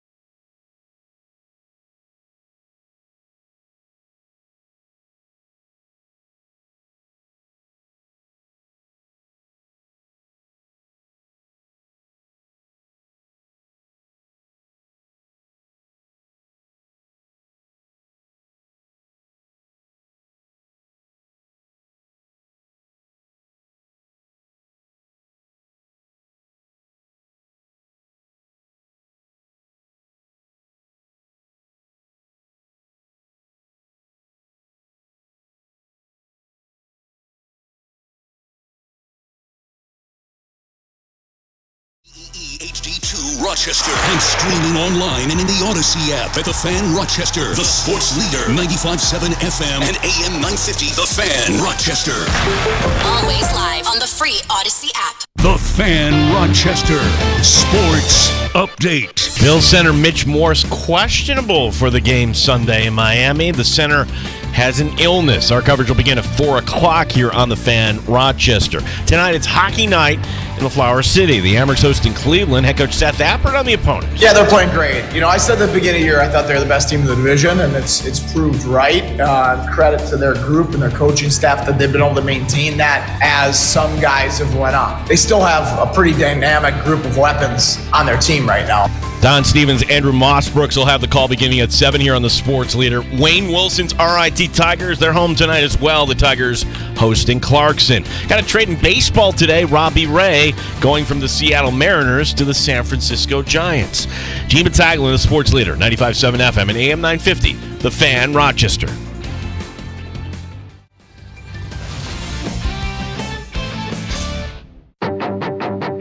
The Sports Bar with Danger and Battaglia. Week 18 of the NFL season. Bills, Dolphins, prime time. 8:20 Sunday Night Live right here. Where else would you rather be than right here, right now? I think really the best way to describe it is being comfortable, being uncomfortable. Everything's on the line. It's not just the division. It's not just the playoffs. Playoffs? It's the most important game of the Buffalo Bills season, Sunday Night Live. The Dolphins are hoping that bad Josh Allen shows up. The Dolphins are hoping that the Bills don't come with a physical brand of football. The Dolphins don't generally flip corners. Mike Danger. If they want to win on Sunday night, they're going to have to punch them in the mouth. They're going to have to be more physical than they've been the last 2 weeks. 24-21 Buffalo. Whoa! Because Sean McDermott doesn't make anything easy, and it'll be tight. Gene Battaglia. The more I think about this, Danger, the more I like the Bills in this game. And it's not from a pom-pom perspective. No, I think that just the Bills match up better. But you really want to be the 2 seed, certainly. And I think Buffalo will be in a good spot. I think the Bills are very likely to win. 95.7 FM and AM 950, The Fan Rochester. It's happy hour in the Sports Bar. Glad you're with us. Danger and Battaglia on The Fan Rochester and the free to download Odyssey app. 95.7 FM, AM 950 locally. The video stream up at The Fan Rochester, our channel on YouTube, our channel on Twitch as well. We're also on X. That's Elon's Twitter, at The Fan Rochester. Dom tweeting at The Fan Rochester. Danger, you are spitting about the Latta 390 South exit. That's my daily route from North Greece. The agony I experience from people coming to a dead stop at that exit at 8 a.m. is excruciating. So if you're just joining us, we were discussing this is a new move. This could be the move for 2024. Rather than have road rage or feel any sort of excruciating pain the way Dom is describing, just give a thumbs down to the driver as you're passing them in that, on that expressway. I would respectfully say, don't do that. I'm not in favor of anything that would incite anybody on the other thing. That's a move that's not violent. It's not aggressive. It's just a thumbs down. It's the equivalent of, I'm not mad, but I am disappointed that you chose to come to a dead spot when there's no yield right there. You could have just kept driving. Thumbs down. Big thumbs down. So remind me, that exit, does it go from like 2 lanes to 1? Or you just 2 lanes go right into? So Latta Road going east and west, 390 going north and south. Okay. If you're coming on Latta Road westbound, you take a left turn and you've got a lane that goes to the on-ramp of 390 south. Okay. If you're coming Latta Road eastbound, it's just a quick veer to the right. No yield sign, just a veer to the right. Just so you have two lanes, yeah. 2 lanes that merge into one. That one lane eventually ends up on 390 southbound. Yet, almost every time, and Dom feels my pain, this is the thing that gives me road rage. I'm not an angry driver. I don't think I'm an angry driver, but this drives me nuts because it's just you thinking that there's a yield there when you don't have to yield there. Now, you could say, just driving defensively, extra precaution. Thumbs down, I say. Thumbs down. Not a middle finger, not a toot of the horn. I'm just going to, as I pass you, I'm going to glance over and give you, like Commodus in Gladiator, the slow thumbs down. And then just go on about my day, and that will be that. And then somebody will be like, that's Mike Danger. Maybe they will. Yeah. Or maybe I'm starting a revolution, Gino, because now I've got Chris saying, thank you. That lane has sucked for years. Chris, Dom, You're on my team. You feel my pain. You know what I'm talking about. Thumbs down. Just give him a thumbs down. You're fine. It's not an act of violence. It's an act of disappointment. It's not going to escalate any further than that. Thumbs down. You were a poor driver. I may be up that way twice a year, but now I want to go up there just to see, all right, what is it? Well, don't worry. The East Side equivalent, I've identified the East Side equivalent of as well. It's 490 at 31F. That's because you have, you could go from East Rochester to the right. That one is a little confusing. It's right by St. John Fisher. I deal with it every year when we're at camp. As I'm heading west on 490, you take that left turn off of 31F. Now, if you're heading north on 31F, it's a right turn. But again, same situation here. You have two lanes that merge into one that eventually ends up on 490 West. Yet, for some reason, people feel the need to yield when there's no yield necessary. Yeah. Thumbs down, I say. Thumbs down. Not a middle finger, not a toot of the horn. You don't have to get aggressive. It's not an act of aggression. I'm not mad. I'm just disappointed. I'm disappointed. Appreciate the tweets at the Fan Rochester. I'm glad I'm not alone. I'm glad I'm not completely losing my mind. Could be the move, Gino. Could be the move. Fun show today. We talked to Ryan Talbot from NewYorkUpstate.com, the Shout podcast. We also talked to Brendan Tobin from WQAM in Miami. Funny how, if you cover the Dolphins, you follow the Dolphins, you're going to pick the Dolphins to win. And I think generally speaking, everybody up here is kind of predicting a Bills close win, and Evan was writing to me on my text from Shoots Apple. The Bills will lose because you and Danger both picked them. Last time you did that was Cincinnati in the playoffs last year. Was it? Man, we picked the Bills to win all the time, Danger and I, and quite often they win. Pick them to lose, too. Right. I mean, there have been times I think I picked them to lose against Philadelphia. That happened. There have been instances where we picked them to lose against Cincinnati this year, and that happened. I mean, there are instances where the Bills feel like they're outclassed, there's more talent on the other side of the ball, or the spot doesn't feel right. Now, there is something to this being a bad spot for the Buffalo Bills. You're coming off of two wins that are less than impressive, and you've got Miami, who Brendan pointed out to us, hasn't lost 2 games in a row this year. The way they lost last week is alarming if you're a Dolphins fan, but you could take some comfort knowing you're at home. Tua plays really well at home, and you haven't lost twice in a row this season. Does that change your take on whether or not, does that satiate Evan and make us say, oh, maybe one of us should take the Dolphins? I don't know. Or Sean McDermott, it's a close game. We're going to hand the that's ball off to Latavius Murray here. Would you be more surprised if the Bills lose, or more surprised if the Bills blow out Miami? That is a good question. They blew out Miami. A blowout of Miami would be more surprising than the Bills. I think this is going to be close either way. I think this is going to be one where just you need to go on Twitter, because you're going to see fans are going to be like, oh my gosh, the season's over. This coach, just wait until the end on this game. I think this is going to be back and forth, and this is what you want, right? 2 seed on the line. Now, what could kind of alleviate the burden here a little bit for Bills fans is all right, here's a consolation prize. You're the 6th seed. And then, can the Ravens do the Bills a solid? Can the Titans perhaps? Could we get a tie between the Colts and the Texans?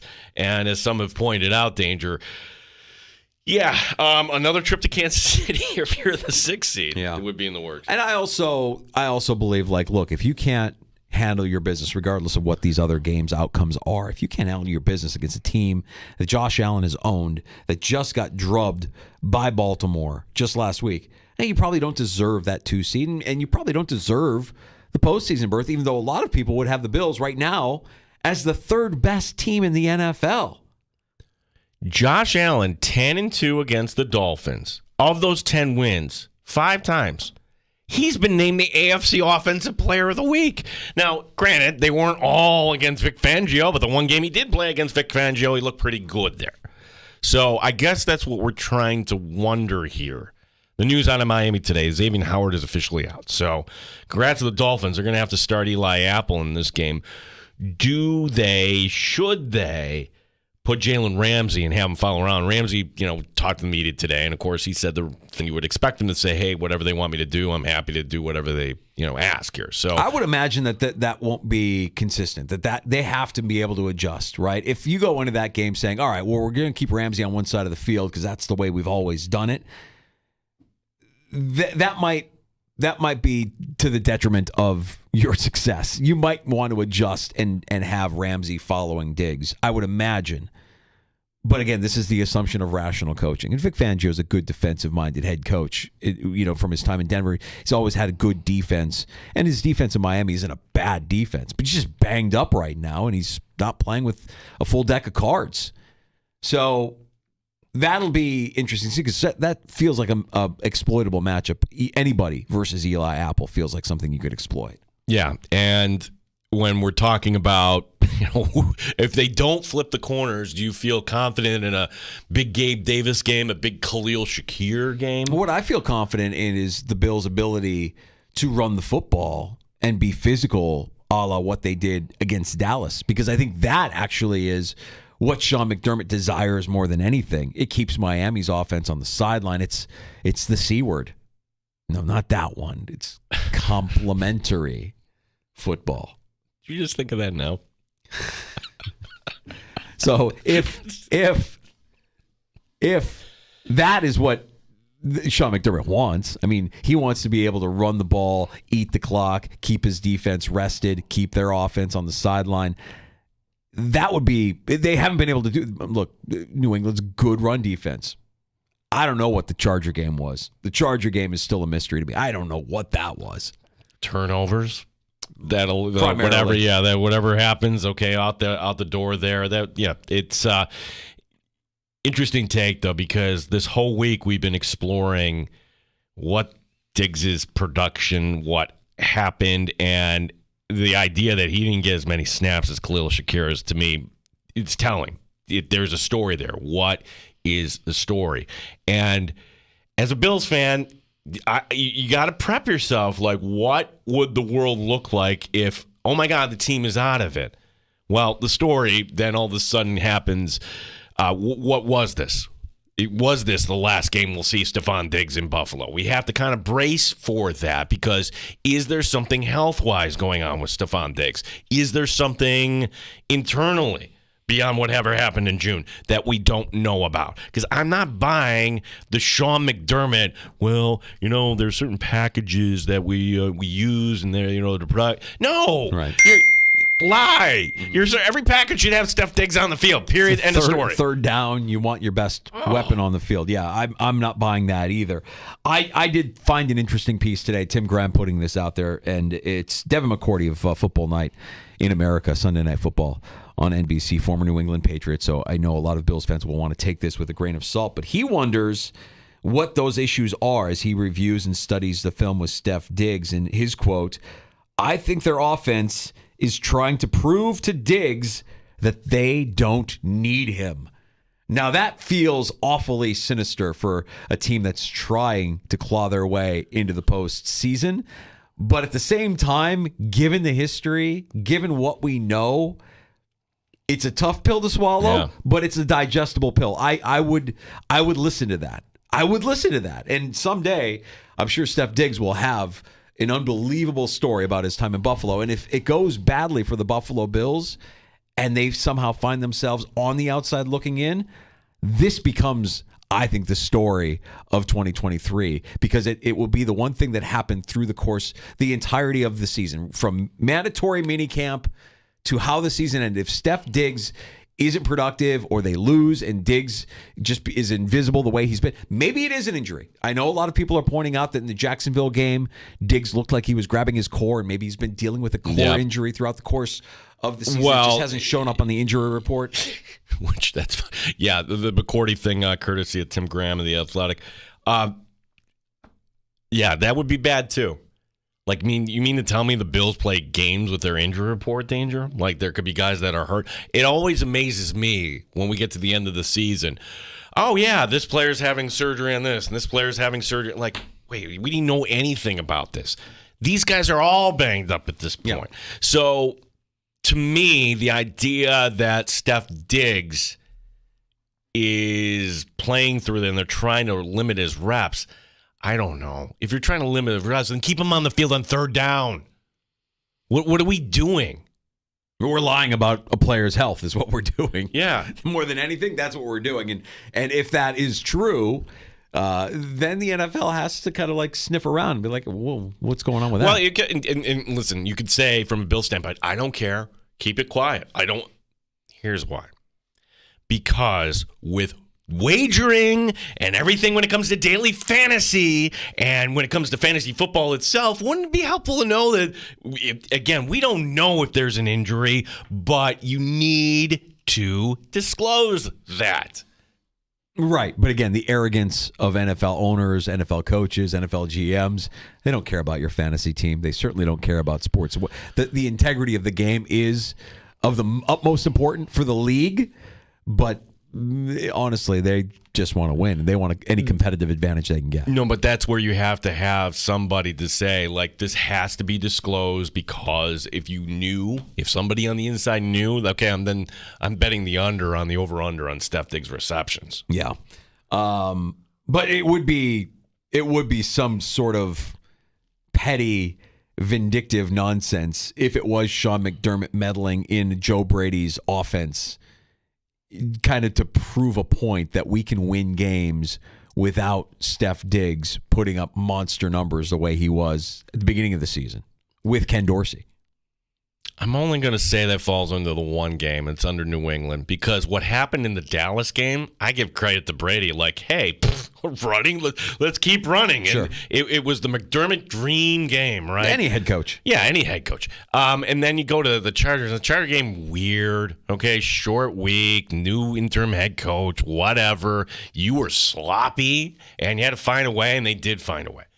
The New England game doesn't add up to me. You got 20 points against a team that turned the ball over 4 times the first half. 20 offensive points. And look, this might be a big Francesa as well. The idea that who cares? He's still getting his targets. You complete that bomb. I know that that's a low percentage pass, but if that pass is complete when he got behind the defense against New England, he scores in that. We're not talking about Steph Diggs right now. Maybe that happens this weekend against Miami, and the story kind of fades because the Bills, make it to the postseason, and this isn't an issue until they're eliminated. But when the season comes to an end, however it comes to an end, anything short of a Super Bowl, this will be something that a lot of people are going to be asking about. And Diggs at some point will probably have to address it as well. He just might not address it until the start of training camp next year, wherever that may be. Yeah, that and again, that is all going to get accelerated. Like it's going to be running into a wall. Like Sunday night, can you imagine? We were joined by Brandon Tobin, and he predicted it's going to be a walk-off field goal win for the Dolphins. Can you imagine the Bills don't get in, and then all of a sudden, 1 minute you're the number 2 seed, hoping that who you're going to get, and oh my gosh, we're back at St. John Fisher. Like how the focus would shift that quickly. Can you also imagine, though, being the 2 seed, given everything that's gone on, getting a win in Miami, doing what we all kind of think they should do, which is own a team that you've had, the rivalry is brewing, but you've done well against Miami. Josh Allen specifically is essentially 2 plays away from being undefeated against Miami for his career. Then you go into the postseason, again, probably viewed by most as the 3rd best team in the NFL, and taking on a 7 seed that you should be able to dispatch of at home. Home playoff game. There's a lot to play for. Yeah.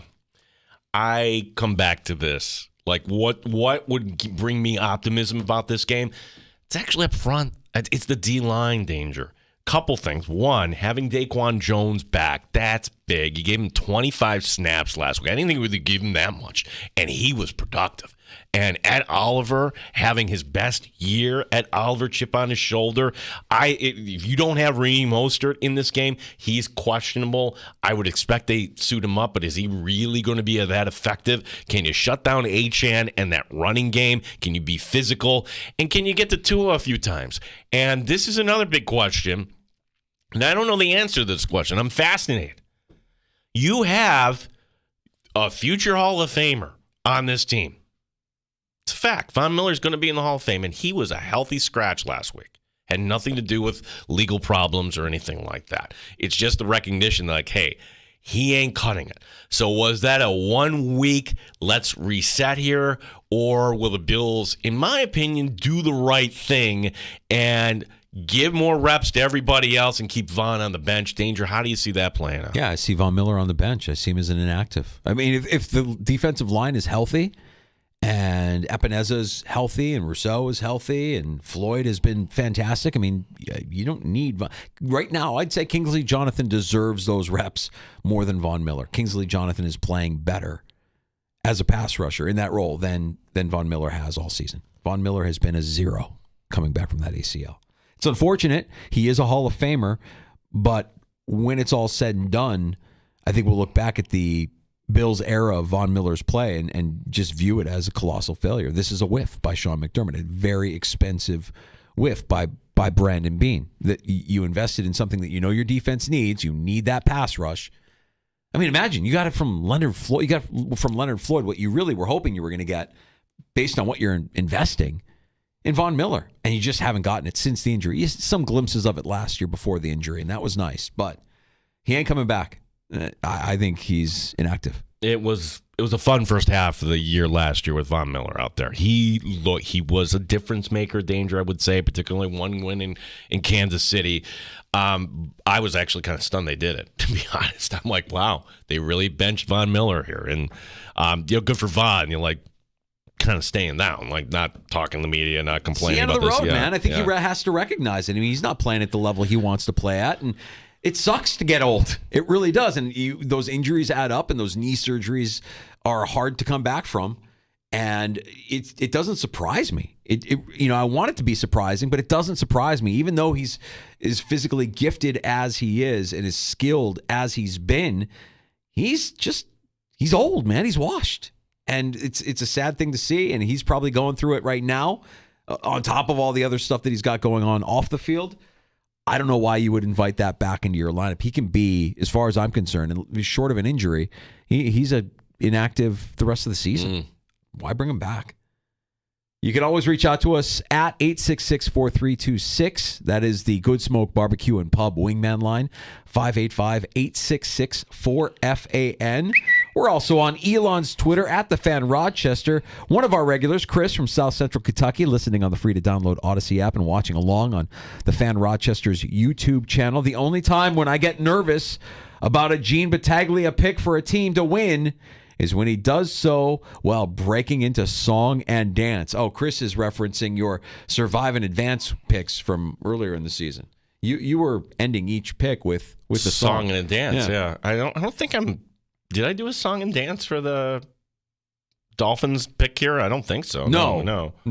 That's why you shouldn't be nervous, Chris. No, everything's going to be fine. Yeah, everything's fine. Everything's going to be fine. By the way, I did just fine in Survivor this year.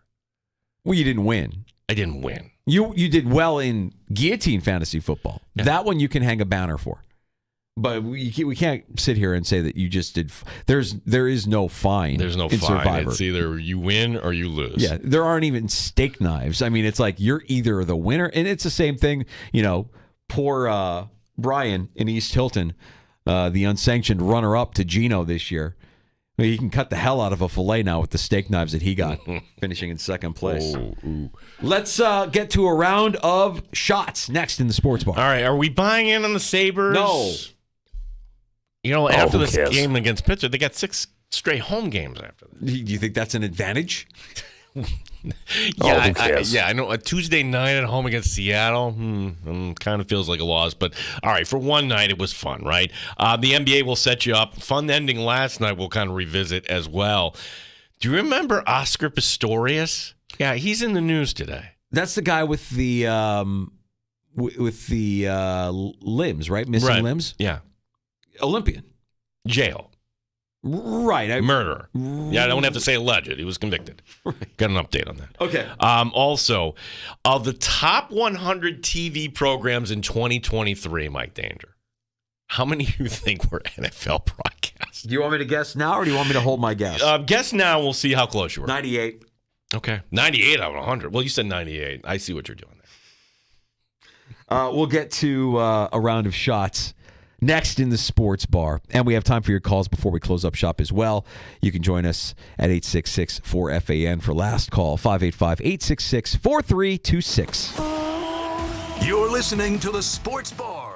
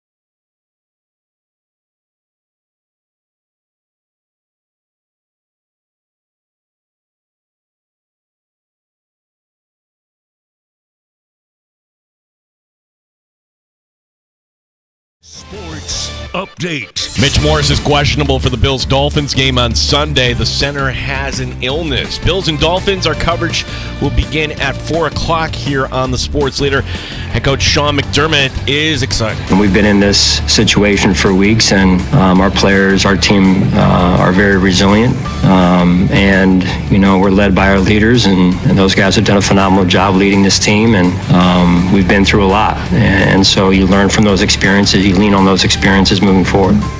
Hockey night tonight in Flower City. The Amerks hosting Cleveland, as Don Stevens and Andrew Mossbrooks will have your call beginning at 7 o'clock. The RIT Tigers also home tonight. They host Clarkson. Robbie Ray, former AL Cy Young Award winner, traded today. He goes from Seattle to the San Francisco Giants. Gene Battaglia, the Sports Leader, 95.7 FM and AM 950. The Fan, Rochester. The only way to take the Fan Rochester with you is the free Odyssey app. Download it today and follow the Sports Leader, 95.7 FM and AM 950, The Fan, Rochester. I think we need to get to the net a little bit more. That's been a consistent thing that we've been good at in the last couple years. I don't think we're great at it yet. I think we're okay. Our offensive metrics are still pretty good. I think our defensive core and our power play need to shoot the puck more. I think they're both playing really good hockey. I don't think we're getting the big men the puck enough at the front of the net. We just need to now keep playing good defense and get our offense back to where we know it can be. Amerks head coach Seth Appert, Cleveland, the opponent tonight. Game you'll be able to hear on the Fan Rochester starting at 7 o'clock. Amerks hockey leading nicely into a round of shots where we talk about the Sabres last night. Yeah, well, the Sabres got a couple power play goals, but that's news, right? Granted, it was against the team with the 30th ranked penalty kill in the NHL. Something had to give there. Still, Buffalo comes out with a 6-1 win. Heading into the game, Buffalo was just 2 of their last 33 with the man advantage. Is that bad? It's not great. Devin Levi made 32 saves in their first start in his hometown. Get this. He becomes the youngest goaltender by Buffalo to allow 1 goal or less while making 32 or more saves in a game since Tom Barrasso in 1987.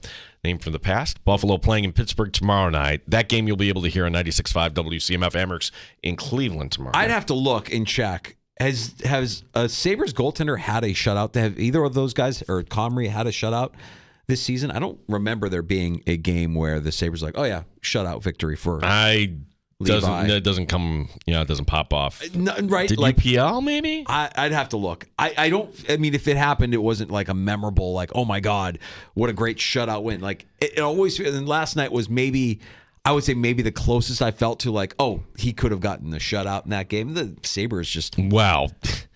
Look. Darlene, can we say, floppy. Yeah, that was. I'm not putting that, and I'm not putting that on Levi. That was this Darlene horrible play by Darlene. Like, what are you doing, you clown? Of course, Nikolai Jokic was going to make that half-court shot at the buzzer. He doesn't want to stay longer to play overtime. He wants to go home. Win his parade. You said after the Lakers win, you said you were surprised that you didn't feel more. So I'm curious what you are feeling right now, and if you're looking forward to a parade coming up in Denver. When is parade? When is parade? Thursday. No. I need to go home. Okay. When is overtime? No. I need to go home. I need to make a shot. Golden State lost that one. Tonight they're going to get the automatic W. They play lowly Detroit. Detroit got that win over the holidays, Danger. Now they're up to 3 on the season. Is that against the Raptors that they won? Yeah, I think, yeah. Yeah, so 14 games in all tonight in the NBA. Boston hosting Utah. Doubleheader on ESPN as the Knicks and Sixers at 7:30. Followed by the Lakers hosting the Grizzlies. Well, no, we brought this up with Brandon Tobin. Bill Simmons is floating this idea out there, and it's starting to pick up steam. LeBron back to Miami, last year of his contract. LeBron to Miami rumors. Where do I come down on that? Oh, who yeah, cares? that's right. That's where I come down on that. No, listen, like, you don't think LeBron would stick around for like he's getting off a sinking ship there, Danger. Oh, who cares? I just hope that we're here to appreciate whatever is left of LeBron's career, because I don't think he's been appreciated enough. Remember the story of Oscar Pistorius? He was the South African Paralympic champion. That's right. Convicted of murdering his girlfriend. Yeah. Today, He was released on parole 11 years into his sentence, serving about half of it. Pistorius will be monitored until December 2029. He'll still have to be in contact if he moves. He'll also be prohibited from consuming alcohol and conducting media interviews, so at least we won't hear from him, and is going to be required to continue going through therapy for anger management. Was he jailed in South Africa? Yes. So things like you can murder somebody in South Africa and get off after 11 years? The story was his girlfriend. He shot his girlfriend 4 times. The defense he used was he thought it was an intruder coming through the window, and he felt terrible about it. And quickly they figured out, oh no, they had some disagreement, and this is. Yeah, that doesn't seem to fit punishment and crime there, 11 years. Right. So he would have gotten out in 2029, but instead 11 years into his sentence? Yeah. So. No, 11 years from now he would have gotten out. Oh, right. Yeah, that's I mean, I guess that, one guy that's kind of looking over the proceedings here, this story is like, well, listen, man, if you really need some help, I could pull you aside. We could have a real man-to-man conversation. Got it, Juice. When Chris and I broke up, the Juice was there for me every night. It's like he's not really the Juice anymore. We gotta get you dressed, Juice. Juice, a will? Juice. Come on, Juice. Juice, it's AC. Juice! AC's here! Juice, I heard Juice. It's on every channel. You know I feel the same, Juice. You're gonna tell them yourself, Juice. Juice, your whole family's here, Juice. She's on the house phone waiting to talk to you, Juice. Juice. Okay, Juice? Okay, Juice, we're good to go. You're home, Juice. You know Uncle Juice, and your Uncle Juice is a good man. He's never gonna stop being the Juice. It could explain a lot, Juice. Just hear him out, Juice. He's right, Juice. Listen, Juice. Juice, this is your life. Juice, please, Juice, we need an answer. That it took me a second to get from point A to point B, but you don't have to give me a reason to play every instance of David Schwimmer as Robert Kardashian saying the word juice in The People versus O.J. Simpson. I'm slipping here because I usually see where you're going with that, and wasn't until like half second before, like, oh, you cold cock me on the juice thing. Like, geez. Your Uncle Juice, Chino. Your Uncle Juice, a good man. Good man. He could have given some advice to Oscar Pistorius before he was sentenced to that 11-year prison term there. He's never going to stop being the Juice. He's never going to stop being Oscar Pistorius. All right, so I asked this trivia question. Of the top 100 TV programs in 2023, broadcast television we're talking about, how many of them were NFL games? I'm going aggressive. I said 98 going into the break. How about 93? Not too bad. That is the record. The previous record was 89. I want to take a guess. There were only 3 non-sporting events to crack the top 100. Okay, I'm not going to give any of the award shows the satisfaction. Were any of them award shows? Yes. One of them was? Yes. No, in fact, the award show. Yes, all this football around. Did we have to see if football was the Will Smith was a couple of years ago. That was 2 years ago. But right? that was actually the best thing that could have happened to the Oscars, because then last year everybody wanted to see the Oscars again. They became relevant because of Will Smith violently attacking Chris Rock. Yeah, this is kind of surprising to me. So the Academy Awards checked in at number 63. President of State of the Union, was number 37.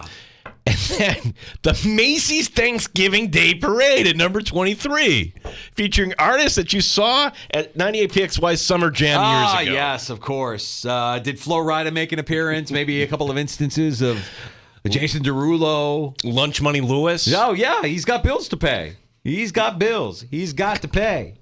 So what were the other games? College football had the other 4 top 100 programs. No other sport broke in. And look, the number on Monday night is going to be massive. That game is going to be awesome. I mean, we're back here on Monday, not just talking about the Bills, not just talking about Black Monday. Oh, by the way, really, really good matchup between Washington and Michigan in the national title game. That's going to pull a huge number for ESPN. Yeah, let's hope it doesn't go past midnight. They say 7:30 for the broadcast time. Can we kick it off at least before 8 o'clock? Not happening. Maybe? You know it's not. No, I know it's not happening. Finally, when players make the all-star team, usually there's a heartwarming video where you get called up. Well, this is not one of those videos, Mike Danger. This is Seattle Kraken head coach Dave Hackstall telling Oliver Bjorkstrand he made the All-Star team. Now, bear with me. I have the audio right here. This is Bjorkstrand's response. Oh, who cares? Well, what are you guys doing over the break? You guys got plans already? Yeah, we're going to San Diego. Yeah. San Diego, get a little bit of sun? Yeah. Hopefully somewhat warm. Get some sun. Yeah. We just got an Airbnb, so it'll be easy with the kid. Can you change those plans and cancel that Airbnb? If I can. I mean, yeah, I probably can. Yeah. You might have to book a flight to Toronto. Oh, really? All-Star game in Toronto. You've been chosen as our All-Star representative. It's going to be announced tonight. Oh, wow. Okay. Oh, wow. Okay. Yeah, let me think here. Weekend in San Diego or Toronto? Thanks, Coach. Appreciate it. Why would you put that out if you're the team like that? Oh, wow. Okay. Right. Can we get a redo on that? Can you act it up a little bit? This is a hockey player, though, man. These guys, they're not good with emotion. They're stripped of emotion. I don't know. It's something in the process where they come up and they're just kind of trained robots. Let me tell you something, man. And your son knows this. I mean, when you play youth hockey, you get drilled into the ground. I mean, these guys are freaks. They're stripped of their emotion because all you know is just the grind of playing hockey. It's a grind. It's tough. It's really, really tough. And they're athletes, but they get viewed differently. They're not like the way you view an NFL player or pro athlete. They're a different breed. They're just a different breed of cat. And it starts at a young age, and it just doesn't really ever leave you. You don't have that emotion. Oh, okay. Thanks, Coach. Well, thanks. Yeah. Oh. And Hackstall could have sold it up a little bit more. Could we get, let's get Vanna White to show up, or a spokesmodel or somebody to kind of prop it up a little bit more. Get some confetti, some streamers. Yeah, you're going to Toronto. Can you cancel that Airbnb? Yeah, it's kind of a pain in the ass, to be honest with you, Coach. Do I really have to cancel the Airbnb? Can I just go to San Diego? I'd rather do that. Appreciate you. Oh, you know what? My ankle. You know what? I can't go anywhere. Oh, no cancellation policy. No, I'm really screwed. Toronto? I'll pass. Thanks. Last call next. 866-4326 as we utter the most dangerous words in sports talk. We go to the phones. 585-866-4FAN. One last tee-up of Sunday night's action. And, of course, we've got some Amerks action for you tonight as well that we'll talk about next in the Sports Bar. You're listening to the Sports Bar.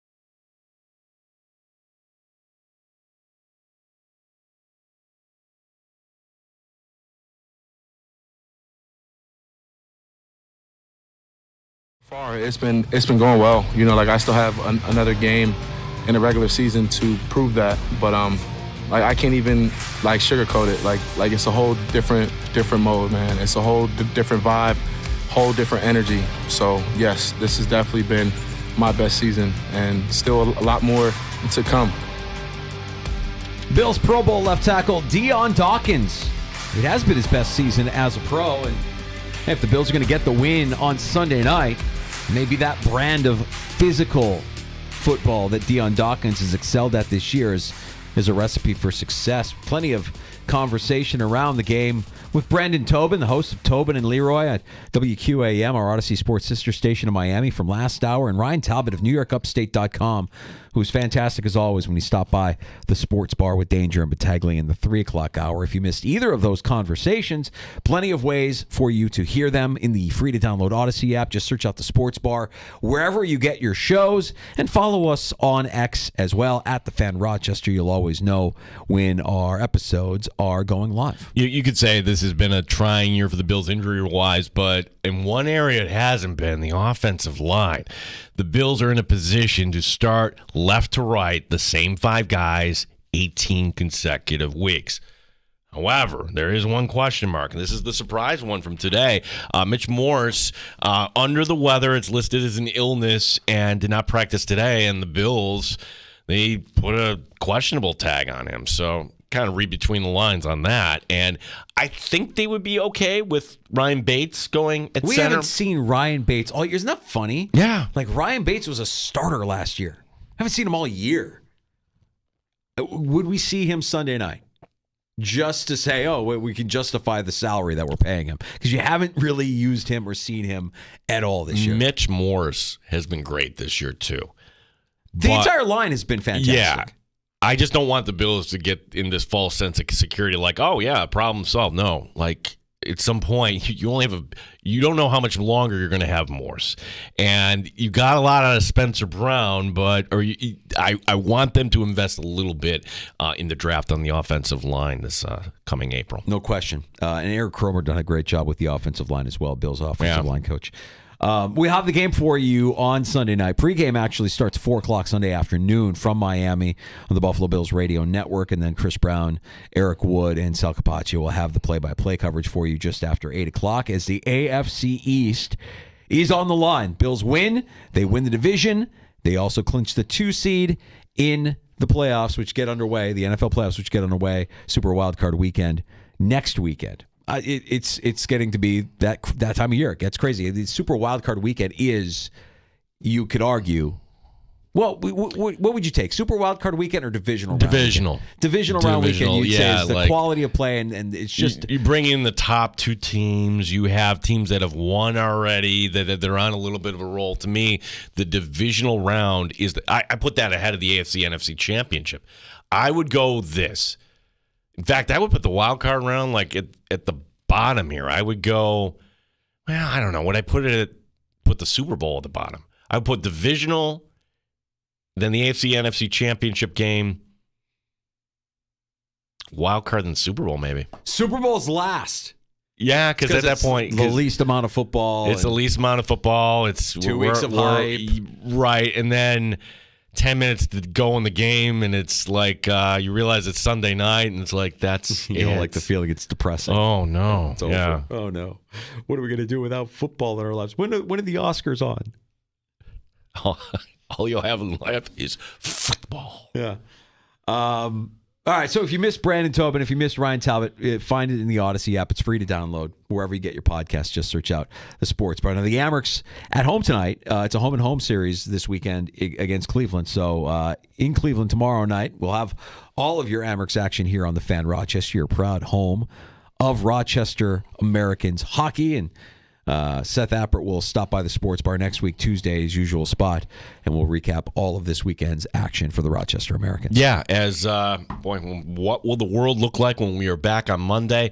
Mike Catalana will be flying back from Florida, and we're going to try to time that out for you on Monday. Also, Nate Geary from the Buffalo Bills Radio Network will join us on the show Monday. All right, JR Sport Brief on the way next. Amerks hockey coming up at 7 o'clock tonight. Have a great weekend, and we'll be back here Monday afternoon starting at 3 o'clock on the Sports Bar with Danger and Battaglia, 95.7 FM and AM 950, The Fan, Rochester.